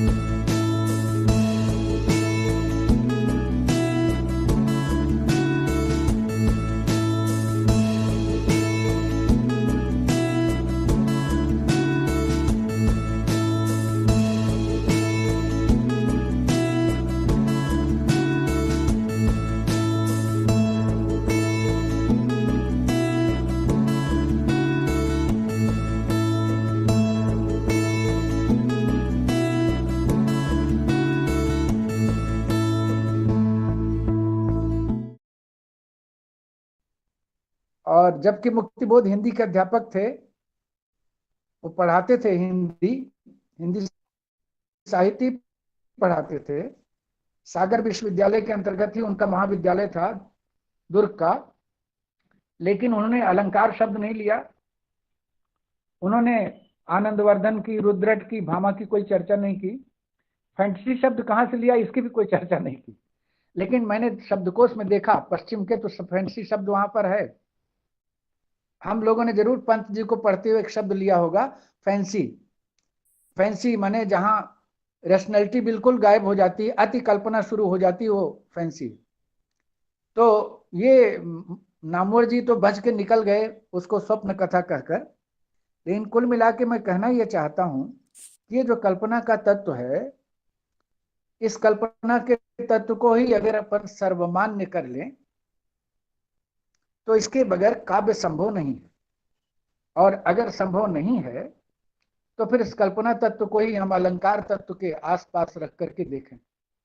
और जब ऐसा देखेंगे और दोनों की तुलना करेंगे तो यह भी पता लगेगा कि जो भामा और वामन और दंडी कह रहे हैं और जो कॉलरिज कह रहे हैं, क्योंकि ये कॉलरिज पहली बार नहीं कह रहे हैं, राजशेखर ने भी कहा कि दो तरह की प्रतिभा होती है, एक उन्होंने कहा भावयित्री प्रतिभा और एक कार्यत्री प्रतिभा। और कॉलरिज को आप याद कीजिए, कॉलरिज क्या कह रहे हैं? कॉलरिज कह रहे हैं प्राइमरी इमेजिनेशन और सेकेंडरी इमेजिनेशन। तो कॉलरिज की व्याख्या अलग है। कॉलरिज ये कह रहे हैं कि प्राइमरी इमेजिनेशन तो मनुष्य मात्र में होती है, वो उसी के लिए होती है, वो व्यक्ति है, वो अपने अपने अनुमान करता रहता है, अपनी अपनी कल्पना सपने देखता रहता है, जैसे सब सपने देखते हैं। लेकिन कभी जो सपना देखता है, कभी जो कल्पना करता है, वो केवल कभी की कल्पना नहीं होती, वो सर्वजन संवेद्य होती है, वो सबकी हो जाती है। तो सेकेंडरी इमेजिनेशन ही जो है वो पोएटिक इमेजिनेशन है, वो रचनात्मक कल्पना है, सृजनात्मक कल्पना है। इस सृजनात्मक कल्पना में पहले क्षण से लेकर के अंतिम क्षण तक, हालांकि मुक्तिबोध ये कहते हैं कि फैंटेसी में जो दूसरा क्षण है जहां मानस निर्माण होता है, उसमें दो शब्दों का इस्तेमाल वो करते हैं कि जो विभावन व्यापार है और जो भावन व्यापार है, उसमें से विभावन व्यापार तो बदलता चला जाता है। हालांकि विभावन शब्द वो इस्तेमाल नहीं करते, वो दूसरा शब्द इस्तेमाल करते हैं। लेकिन आपको समझने की दृष्टि से मैं ये कह रहा हूं कि वो कहते हैं कि जो भाव का व्यापार है वो तो केंद्रित रहता है, लेकिन उसका विभावन व्यापार निरंतर बदलता चलता रहे। उसका कारण मुक्तिबोध ये कहते हैं, कभी निरंतर जो है वो सोच रहा है और अनुभव कर रहा है और एक जमाने में सफर कर रहा है, एक गतिशील चिंतन उसका चल रहा है। तो ये जो तमाम बातें अपने सामने आती हैं, उसमें से जो निष्कर्ष में हम ले सकते हैं, जिसे हमको याद रखना चाहिए कि कल्पना प्रकृति प्रदत्त, नैसर्गिक या प्राकृतिक देन है। दूसरी बात यह है कि अगर कल्पनाहीन या कल्पना शून्य रचना की जाएगी तो फिर उसे सृजन नहीं माना जाएगा। और तीसरी बात यह है, अगर वो सृजन नहीं होगी तो सर्वजन संवेद्य नहीं होगी। क्योंकि बहुत सारी कविताएं अब लिखी जा रही, कहानियां लिखी जा रही हैं। मुझे एक नाम ही ले लूं तो अच्छा रहेगा। रोहिणी अग्रवाल जी ने मुझे कहा कि मैं तो कथा साहित्य की आलोचिका मानी जाती हूँ। ये वनजा जी, मेरी किताब जब उनके पास पहुंची तो रोहिणी जी ने बहुत महत्वपूर्ण वाक्य कहा कि मैं तो कहानी और उपन्यास की आलोचिका हूँ, लेकिन आजकल मैं कहानियों के पन्ने दर पन्ने पलटती रहती हूँ, लेकिन मैं पढ़ नहीं पाती। और आपकी किताब मिलते ही मैं 160 पेज पढ़ गई। तो ये बात उन्होंने क्यों कही? तो मेरा ये कहना है कि इसका मतलब यह है कि जहां सृजनात्मकता नहीं है वहां फिर सहृदयता भी नहीं काम करती। आप कितने भी सहृदय होकर कोशिश करें, लेकिन वो संभव नहीं। हमारे कवियों को जो लिख रहे हैं, क्योंकि आजकल छंद से बाहर, लय से बाहर लिखने की सुविधा मिल गई है, तो जिसको देखिए वही लिख रहा है। अफसर भी लिख रहा है, मंत्री भी लिख रहा है, अध्यापक भी लिख रहा है, और अब तो जनतंत्र है तो कोई भी लिखेगा, और हर आदमी चाह रहा है कि उसकी प्रशंसा आप करें। लेकिन दिक्कत यह है कि उसके पास कल्पना शक्ति तो है ही नहीं, और कल्पना शक्ति में क्या है ये मैंने आपको बताया। तो इसलिए कल्पना शक्ति का काम है एक ऐसी दृष्टि से देखना जिसको मैंने दोहे में कहा, वह चितवन और एक किछु। इसलिए जब मुक्तिबोध के बाद धूमिल आ जाते हैं, राजकमल चौधरी आ जाते हैं, या ये सब रास्तों को छोड़ के दुष्यंत कुमार गजल लेकर के आ जाते हैं, या उनके पहले अज्ञे हैं, शमशेर हैं, नागार्जुन हैं, तो ये जो है ये क्या ऐसी चीज है, एक तो कल्पना कभी अपने को दोहराती नहीं, रचे हुए को रचती नहीं, बल्कि कल्पना तभी मानी जाएगी जब वो नया रचे, नया सृजन करे, एक नया संसार खड़ा कर दे। तो मैं अपने मित्रों से, साथी कवियों से, कहानीकारों से कहूंगा कि जब आपके अनुभव में नयापन आएगा तो आपकी कल्पना भी नई होगी, और जब कल्पना नहीं होगी तो आपकी संवेद्यता भी व्यापक होगी, और उस व्यापकता के साथ ये आप कर पाएंगे कि आप कवि या लेखक माने जाएंगे। इन्हीं शब्दों के साथ मैं अपनी बात समाप्त करता हूं। चर्चा बहुत लंबी हो गई है, विषय ही ऐसा था कि उसमें ये सरल व्यापकता और दीर्घता होनी ही थी। मैं क्षमा चाहता हूं कि मैंने काफी वक्त ले लिया, कहा था 40 मिनट, लेकिन मैं देख रहा हूं कि 1 घंटे से ज्यादा हो गया। धन्यवाद। बहुत बहुत बहुत धन्यवाद विजयकुमार सिंह जी, आपने सचमुच गागर में सागर भर दिया। तो कल्पना शक्ति की, कल्पना की जो बहुआयामी पक्षों से गुजरते हुए उसकी अपार शक्ति का एक विस्तृत परिचय आपने दिया, जो भारतीय और पाश्चात्य साहित्य शास्त्र पर साहित्य शास्त्रियों की विचारधाराओं से गुजरते हुए हमें उसके और सोचने की, विचार करने की एक बुद्धि भी एक आपने जो दिखाया, सचमुच बहुत लाभदायक थे। बहुत बहुत धन्यवाद। आगे चर्चा का समय है। आप सबसे अनुरोध है कि इस परिचर्चा में सक्रिय भाग लें।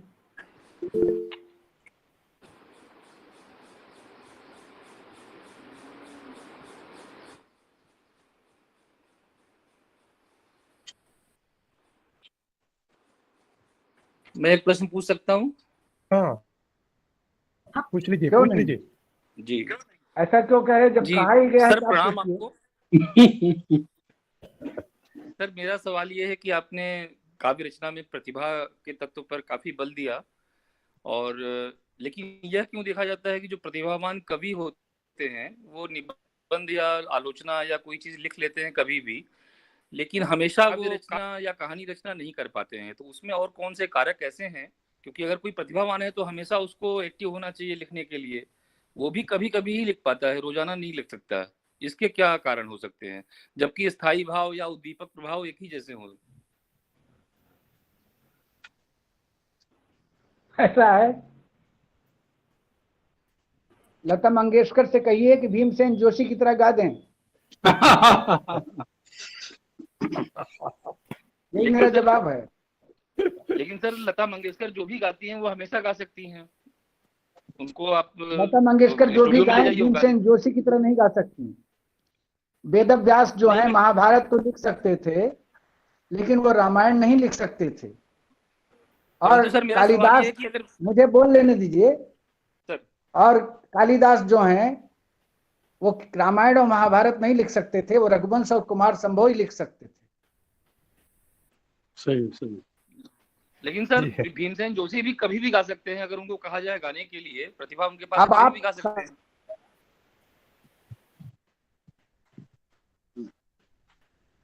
मेरा एक कमेंट है। हेलो। हाँ सर, बोलिए। हाँ, बोलिए। डॉक्टर विजय बहादुर सिंह का यह वक्तव्य बहुत ही महत्वपूर्ण था, अत्यंत विद्वतापूर्ण था और बहुआयामी व्यापकता और गहराई लिए हुए था। मगर एक चीज पर मैं शायद उन्हें याद दिलाना चाहता हूँ कि उन्होंने दंडी के हवाले से कहा है कि काव्य में कल्पना की शक्ति होती है, और उन्होंने 2 उदाहरण दिया पेड़ के सूखने के बारे में। वस्तुतः वह दंडी का नहीं बाण भट्ट से संबंधित है।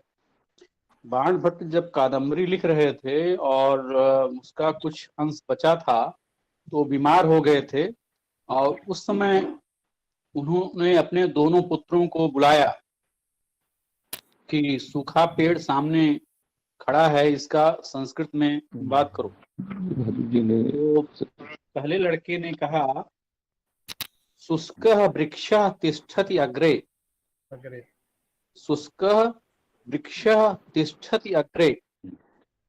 तो बाण भट्ट नाराज हो गए, कहे कि तुम्हें तो कोई प्रतिभा नहीं है, तुम नहीं कर सकते। तो उसने अपने दूसरे पुत्र पुलिन को बुलाया।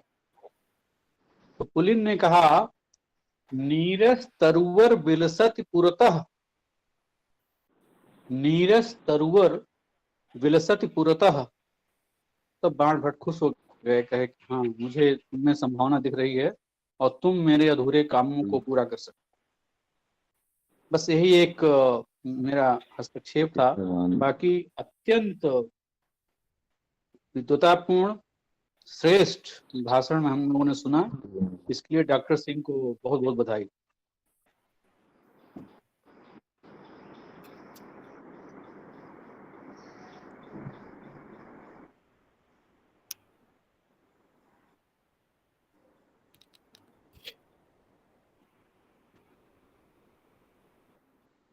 वनजा जी कहाँ गई?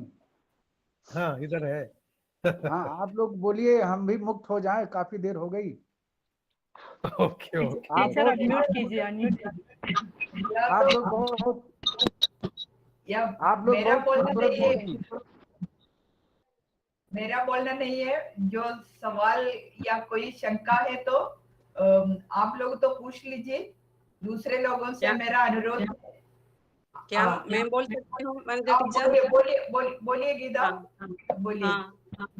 बोलिए। आज इतना बढ़िया भाषण सुनने का अवसर भारतीय साहित्य प्रतिष्ठान द्वारा मिला है, इसके लिए मैं तहे दिल से धन्यवाद अदा करती हूँ।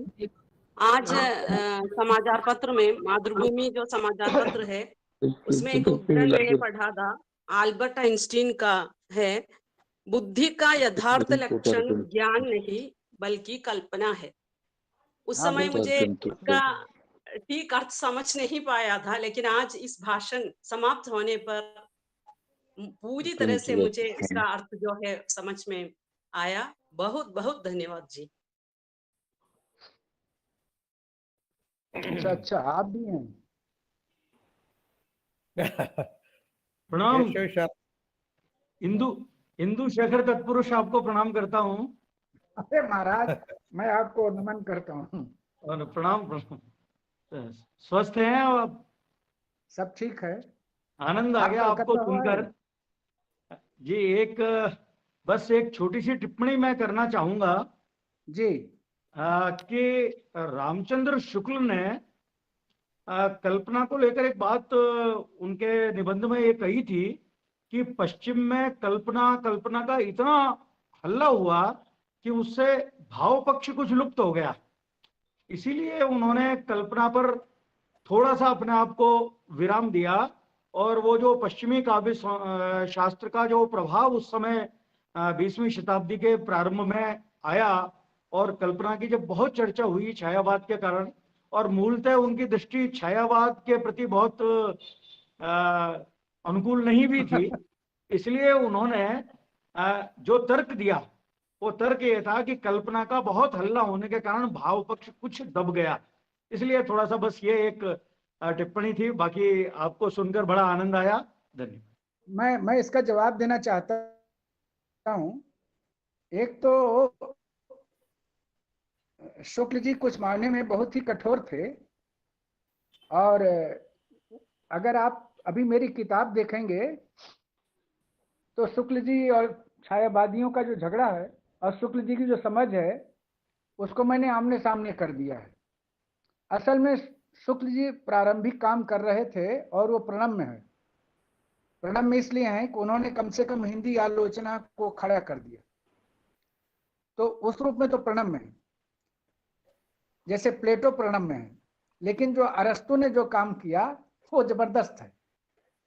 अरस्तु का विचार 1800 साल तक पश्चिम पर हावी रहा। कॉलरिज और वर्ड्सवर्थ के आने के पहले। तो मैं कहना ये चाहता हूं कि शुक्ल जी ने जो बुनियादी काम किया वो तो बहुत ही महत्वपूर्ण है, लेकिन वो छायावाद को भी समझने में उतने समर्थ नहीं हो पाए। अब तो सब लोग मानने भी लगे हैं। तो उस स्थिति में क्या हुआ कि जैसे रहस्यवाद को लेकर झगड़ पड़े थे, असल में बाद में उनके जो शिष्य थे उनकी कक्षा में से निकले हुए और जिन्होंने पहली बार शुक्ल जी को घेरा वो नंदुलारे वाजपेयी थे।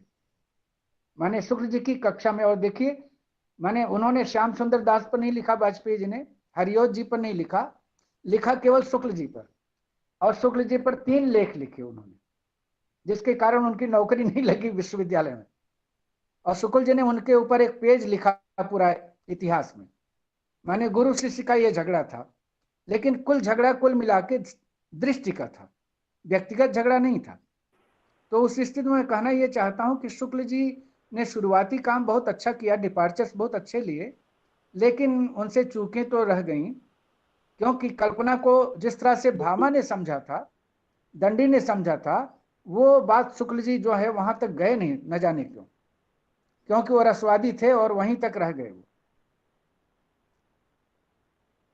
जी, इतना ही मैं कहना चाहता था। जय बहादुर जी, नमस्ते। मेरा नाम विजय कुमार, क्या आप सुन रहे हैं? जी जी सुन रहा हूँ। मैं मोहन जी और वनजा जी आदि का जूनियर हूँ, कुसैट का एक पुराना विद्यार्थी हूँ। आप तो अवकाश प्राप्त अध्यापक हैं। सबसे पहले आपको धन्यवाद अदा करना चाहूँगा, क्योंकि आपने आपकी क्या है वही उसी शैली के समान बहुत सहजता और सरलता से हमें ऐसे एक महत्वपूर्ण सिद्धांत के बारे में हमें समझाया है, इसलिए आपको बधाई दे रहा हूं। सबसे पहले मेरा सवाल ये है कि देखिए, आप तो आलोचक भी हैं और लेखक भी हैं और समकालीन साहित्य में सक्रिय भी हैं। मेरा सवाल ये है कि जब रचना के प्रतिमान बदलते जा रहे हैं या उनको बदलना ही है, उसी प्रकार आलोचना के प्रतिमानों को भी बदलना है ना, ये सवाल है। और इस सिलसिले में इस प्रकार कल्पना सिद्धांत जैसे सैद्धांतिक विवेचन की प्रासंगिकता, विशेषकर रचनाएं जब अपने प्रतिमानों को बदल रही हैं, वो चाहे कविता हो या कहानी हो, तब इस प्रकार की सैद्धांतिक आलोचना की प्रासंगिकता क्या होगी? किस इन सैद्धांतिक आलोचना के प्रतिमानों के द्वारा हम वर्तमान रचनाओं पर प्रवेश कर पाएंगे? आपने शायद मैं भी आपसे सहमत हूं, क्योंकि कल्पना के अभाव में आजकल की जितनी कविताएं हैं, कहानियां हैं, बिल्कुल बेहूदी अवश्य लगती हैं, लेकिन इनमें से सही कविता की पहचान या सही कहानी की पहचान या प्रासंगिक कहानी की पहचान या प्रासंगिक कविता की पहचान हम इस प्रकार सैद्धांतिक आलोचना के जरिए हम कैसे कर सकेंगे? एक तो ये मैं आपसे कहना चाहता हूं कि बदल तो बहुत कुछ रहा है, लेकिन हमारी प्रेम करने की भूख नहीं बदल रही है। और उसी तरह से किसी की जो बेसिक आइडेंटिटी है वो बदली नहीं जा सकती। अब मैं आपसे कहना चाहता हूं कि कल्पना जो है वो सृजन का पर्याय है, इसलिए मैंने शुरू में कहा था कि वो आत्मा है। और आत्मा इसलिए है कि अनुभूति अगर आत्मा है तो उसे अगर निर्गुण से सगुण होना है तो उसे कल्पना में आना पड़ेगा, आकार लेना पड़ेगा। शुक्ल जी भी कह रहे हैं कविता के हाय निबंध में। तो उसमें मेरा ये कहना है कि सभ्यता कितनी भी बदल जाए, हमारी प्रेम करने की भूख नहीं बदलती। उसी तरह से आलोचना जितनी बदल जाए, लेकिन उसके कुछ बुनियादी, जैसे कि आप पढ़ते हैं कोई भी चीज तो आप कुछ उससे जोड़ना चाहते हैं। अगर कोई रचना आपको जोड़ नहीं पाए तो फिर हम मानेंगे कि रस तत्व का अभाव है, भाव तत्व का अभाव है। अगर फिल्म देखें और आपको मजा ना आए तो आप कहेंगे बेकार हो गया हमारा पैसा। तो उस स्थिति में मेरा ये कहना है कि सभ्यता चाहे जितनी बदल जाए, आलोचना भी नए नए सिद्धांत लेके आए। जैसे मनोवैज्ञानिक आलोचना आई है, यथार्थवादी आई है, उत्तर यथार्थवादी आई है, अब देरिदा वगैरह आ गए हैं। उनकी अपनी दृष्टि है। और वहाँ बहुत पहले हमारे काव्य शास्त्र में भी अपोहवाद आ गया था, जिसको देरिदा आजकल देरिदा के नाम से जाना जा रहा है। तो मेरा ये कहना है कि वो झगड़ा था, लेकिन व्याकरण शास्त्री और तर्क शास्त्री या न्याय शास्त्री ये लोग कभी भी कल्पना का स्थान नहीं ले सकते और न छीन सकते हैं। इसलिए आलोचना को विकसित होना चाहिए। तो विकसित क्या होगा, जब अपने पास 5 काव्यात्मवाद हैं या 6 काव्यात्मवाद है, रसवाद है, अलंकारवाद है, ध्वनिवाद है, वक्रोक्तिवाद है, औचित्य सिद्धांत है, तो इसी तरह फिर कोई सिद्धांत आ जाएगा, उत्तराधुनिकतावाद का आ जाएगा और भी आ जाएगा, शैलीवाद आ जाएगा। लेकिन उससे जो मूल है रचना की, क्योंकि मैंने जो कुछ आज कहा है उसमें मैं सारे मित्रों को फिर से याद दिला दूं, सजग कर दूं कि मैं काव्य सृजन के बारे में बात कर रहा था कि कविता या उपन्यास या कहानी लिखते समय ये परीक्षा किसी को भी कर लेनी चाहिए कि उसके पास सहज प्रतिभा है कि नहीं। अगर सहज प्रतिभा नहीं है तो कोई और दूसरा धंधा करे, काहे को कविता और उपन्यास ही लिख रहा है लोगों को परेशान करने के लिए, कुछ मित्रों में बांट दिया, कुछ आजकल बहुत सारे लोग अपना पैसा दे करके छपवा रहे हैं, मुझे मालूम है। तो पैसा देके जो छपवा रहे हैं, इस पैसा देके छपवाने से क्या होगा? आप ही पढ़ेंगे, आपका बेटा पढ़ेगा, या हो सकता है कोई ना पढ़े, सिर्फ आप ही पढ़ें। तो मेरा ये कहना है कि इस पर ध्यान रखिएगा। आलोचना के सिद्धांत निरंतर बढ़ते जाएंगे, विकसित होते जाएंगे, जैसे जैसे चिंतन बढ़ेगा, मानव विवेक बढ़ेगा, बढ़ेंगे। लेकिन कुछ मूल बातें हैं कि मनुष्य की अनुभूति का व्यापार, उसकी निगाह भले बदल जाए लेकिन अनुभूति का तरीका नहीं बदलेगा। तो इसी तरह से आलोचना के सिद्धांत बदलने दीजिए। कल्पना के बगैर, सहज प्रतिभा के बगैर रचना संभव नहीं है, ये अटल सिद्धांत है, प्रकृति की तरह, क्योंकि वो प्रकृति की देन है, प्रकृति ही उसको निर्धारित करेगी। धन्यवाद। वो यादव जी बार बार कह रहे हैं कि मैं गोलमोल जवाब दे रहा हूँ। हाँ पूछो केशव। हाँ सर, मैं वही सबसे पहले तो मैं प्रणाम करता हूँ आयोजक संस्था को, धन्यवाद कि इतने गंभीर विषय पर आपको सुनने को का अवसर उपलब्ध कराया। तो मेरे छात्र हैं इसलिए, और अध्यापक हैं हिंदी के। हाँ बोलो। आज इतने गंभीर विषय पर जो चर्चा हुई, तो उससे हालांकि बहुत लंबे समय तक आपने बोला, पर हमारा पेट तो भरा नहीं और भूख बढ़ गई। बल्कि तो आयोजक संस्था से मेरा एक अनुरोध है, यदि संभव हो सके तो जो रिकॉर्डिंग आपने करवाई है यदि वो उपलब्ध हमको हो सके, एक चीज तो ये। दूसरा, गुरुदेव से मेरा ये सवाल है, कुंदन जी ने सबसे पहले जो सवाल पूछा था वो बार बार मैसेज में भी लिख रहे हैं। वो ये पूछना चाह रहे हैं कि जैसे कोई गायक हमेशा गा सकता है 24 घंटे में कभी भी, वैसे ही कोई प्रतिभाशाली रचनाकार हर कभी 24 घंटे क्यों नहीं लिख सकता?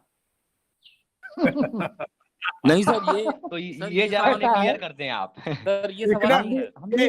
हम भी चाह रहे हैं कुंदन जी जो हैं ऐसी कोई दुनिया बनाए जिसमें 24 घंटा लता मंगेशकर गाती रहे, ठीक है ना।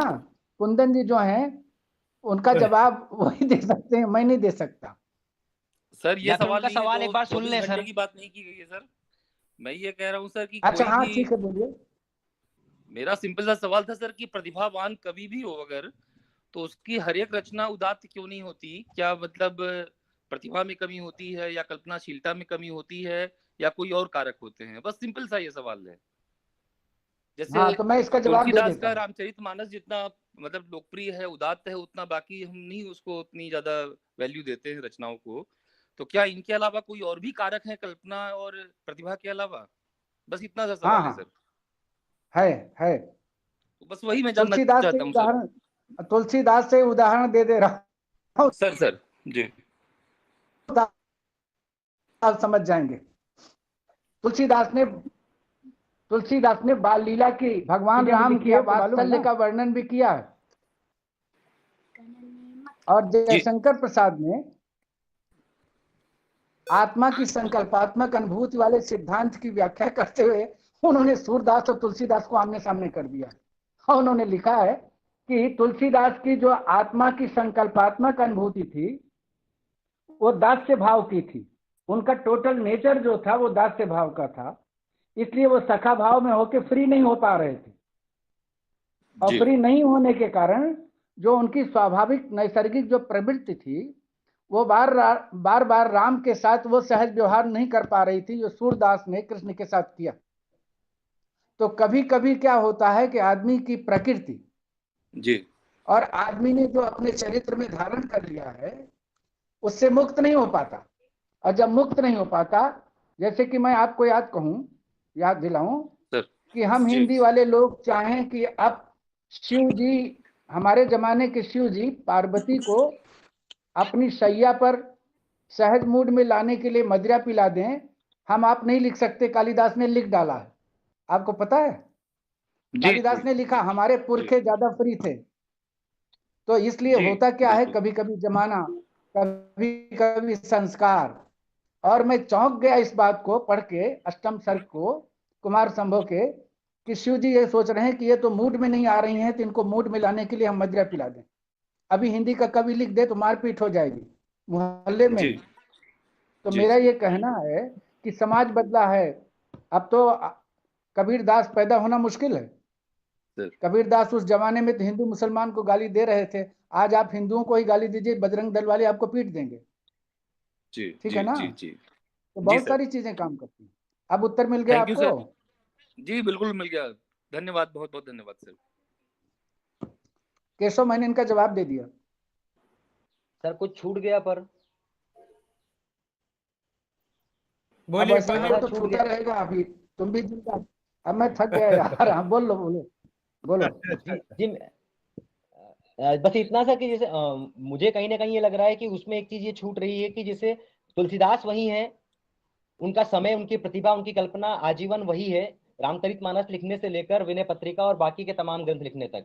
लेकिन जो कल्पना शक्ति और जो प्रतिभा रामचरितमानस में दृष्टव्य है, या रामचरितमानस को इतनी लोकप्रियता मिली, तुलसीदास ही रचनाकार होने के बावजूद, वही कल्पना शक्ति के धनी होने के बावजूद, उनके बाकी के ग्रंथों को उतनी लोकप्रियता या उस लेवल पर वो क्यों नहीं लिख पाए?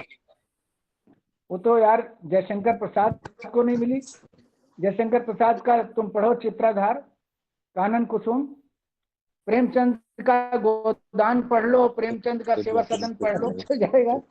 आखिर कुल मिलाकर के मनुष्य के द्वारा ही तो रचा जाएगा वो। लेकिन असल में स्वतंत्र मान्यता कहाँ मिलता है? वो स्वतंत्र प्रश्न है, ये स्वतंत्र व्याख्यान का प्रश्न है। अगर ये कभी इस तरह के विषय पर व्याख्यान रखा जाए तब मैं समझाऊं, यहाँ 2 मिनट में वो नहीं समझ में आएगा। ठीक सर, ठीक है ना? ठीक है। हाँ, समाप्त करेंगे क्या? विजय बहादुर सिंह जी तो थक गए हैं। हाँ समाप्त करेंगे मैडम। हाँ सर बोलिए सर। तो प्रश्न तो नहीं है। आपने विजय बहादुर सिंह जी को बहुत बहुत धन्यवाद देता हूँ, क्योंकि आपने इतने विद्वतापूर्ण, एक गहन विषय पर विद्वतापूर्ण भाषण प्रस्तुत किया है। हमारी संस्था, हमारे सब सदस्य सब आपके भाषण से लाभान्वित हुए हैं और बहुत बहुत धन्यवाद दे रहा हूँ। और समाप्ति के लिए बिंदु पे बात कर को दे रहा हूँ। धन्यवाद सर। अब वक्त है धन्यवाद ज्ञापन का। आदरणीय अध्यक्ष महोदय डॉक्टर एन मोहनन जी, सचिव डॉक्टर के वनिता जी, आज के मुख्य वक्ता परमादरणीय डॉक्टर विजय कुमार सिंह जी, इस भाषण श्रृंखला से जुड़े सभी विजय बहादुर सिंह, हाँ विजय बहादुर सिंह जी, तो इस भाषण श्रृंखला से कुमार नहीं हूँ। हाँ विजय बहादुर सिंह जी, सही है सर। तो इस भाषण श्रृंखला से जुड़े समृद्ध श्रोतागण, हमारे लिए सौभाग्य की बात है कि इस भाषण श्रृंखला के मुख्य वक्ता के रूप में परम आदरणीय विजय बहादुर सिंह जी मिले। मैंने कहा सचमुच आपने जो गागर में सागर भर दिया, बेहद महत्वपूर्ण वक्तव्य था, इससे हम सब लाभान्वित हुए। सर, मैं भारतीय साहित्य प्रतिष्ठान के सभी सदस्यों की तरफ से तहे दिल से धन्यवाद ज्ञापित करती हूँ। आगे मैं भारतीय साहित्य प्रतिष्ठान के अध्यक्ष आदरणीय डॉक्टर एन मोहनन जी को साधुवाद देना चाहूंगी, जिनके अथक प्रयत्न से भारतीय साहित्य प्रतिष्ठान को नई ऊर्जा मिली। हमारे लिए सचमुच आप प्रेरणादायक मार्गदर्शक हैं। सर, मैं तहे दिल से भारतीय साहित्य प्रतिष्ठान के सभी सदस्यों की तरफ से आपका शुक्रगुजार हूँ। साथ ही भारतीय साहित्य प्रतिष्ठान के सचिव आदरणीय डॉक्टर के वनजा जी के प्रति हृदय से आभार जाहिर करती हूँ। इनकी अपार कर्म कुशलता एवं दीर्घ दृष्टि भारतीय साहित्य प्रतिष्ठान को उच्च शिखर तक पहुंचाएगी, इसमें तर्क नहीं। टीचर, मैं तहे दिल से भारतीय साहित्य प्रतिष्ठान के सभी सदस्यों की तरफ से आपका धन्यवाद ज्ञापित करती हूँ। आगे गूगल मीट और यूट्यूब लाइव द्वारा इस भाषण श्रृंखला से जुड़े सभी विद्वज्जन, आज हमारे साथ जो चर्चा में भी कई विद्वज्जन जुड़े हैं, और अध्यापक बंधु, शोधार्थी, प्रिय छात्र छात्राएं और इस कार्यक्रम को यूट्यूब द्वारा प्रदर्शित करने में सहायता करने वाले सैम जॉनसन सर, सीना कुरियन और इसकी ब्रोशर तैयार करने में मदद किए शाइजू, सबको भारतीय साहित्य प्रतिष्ठान की तरफ से धन्यवाद ज्ञापित करते हुए अपने शब्दों को विराम लेना चाहती हूँ। धन्यवाद।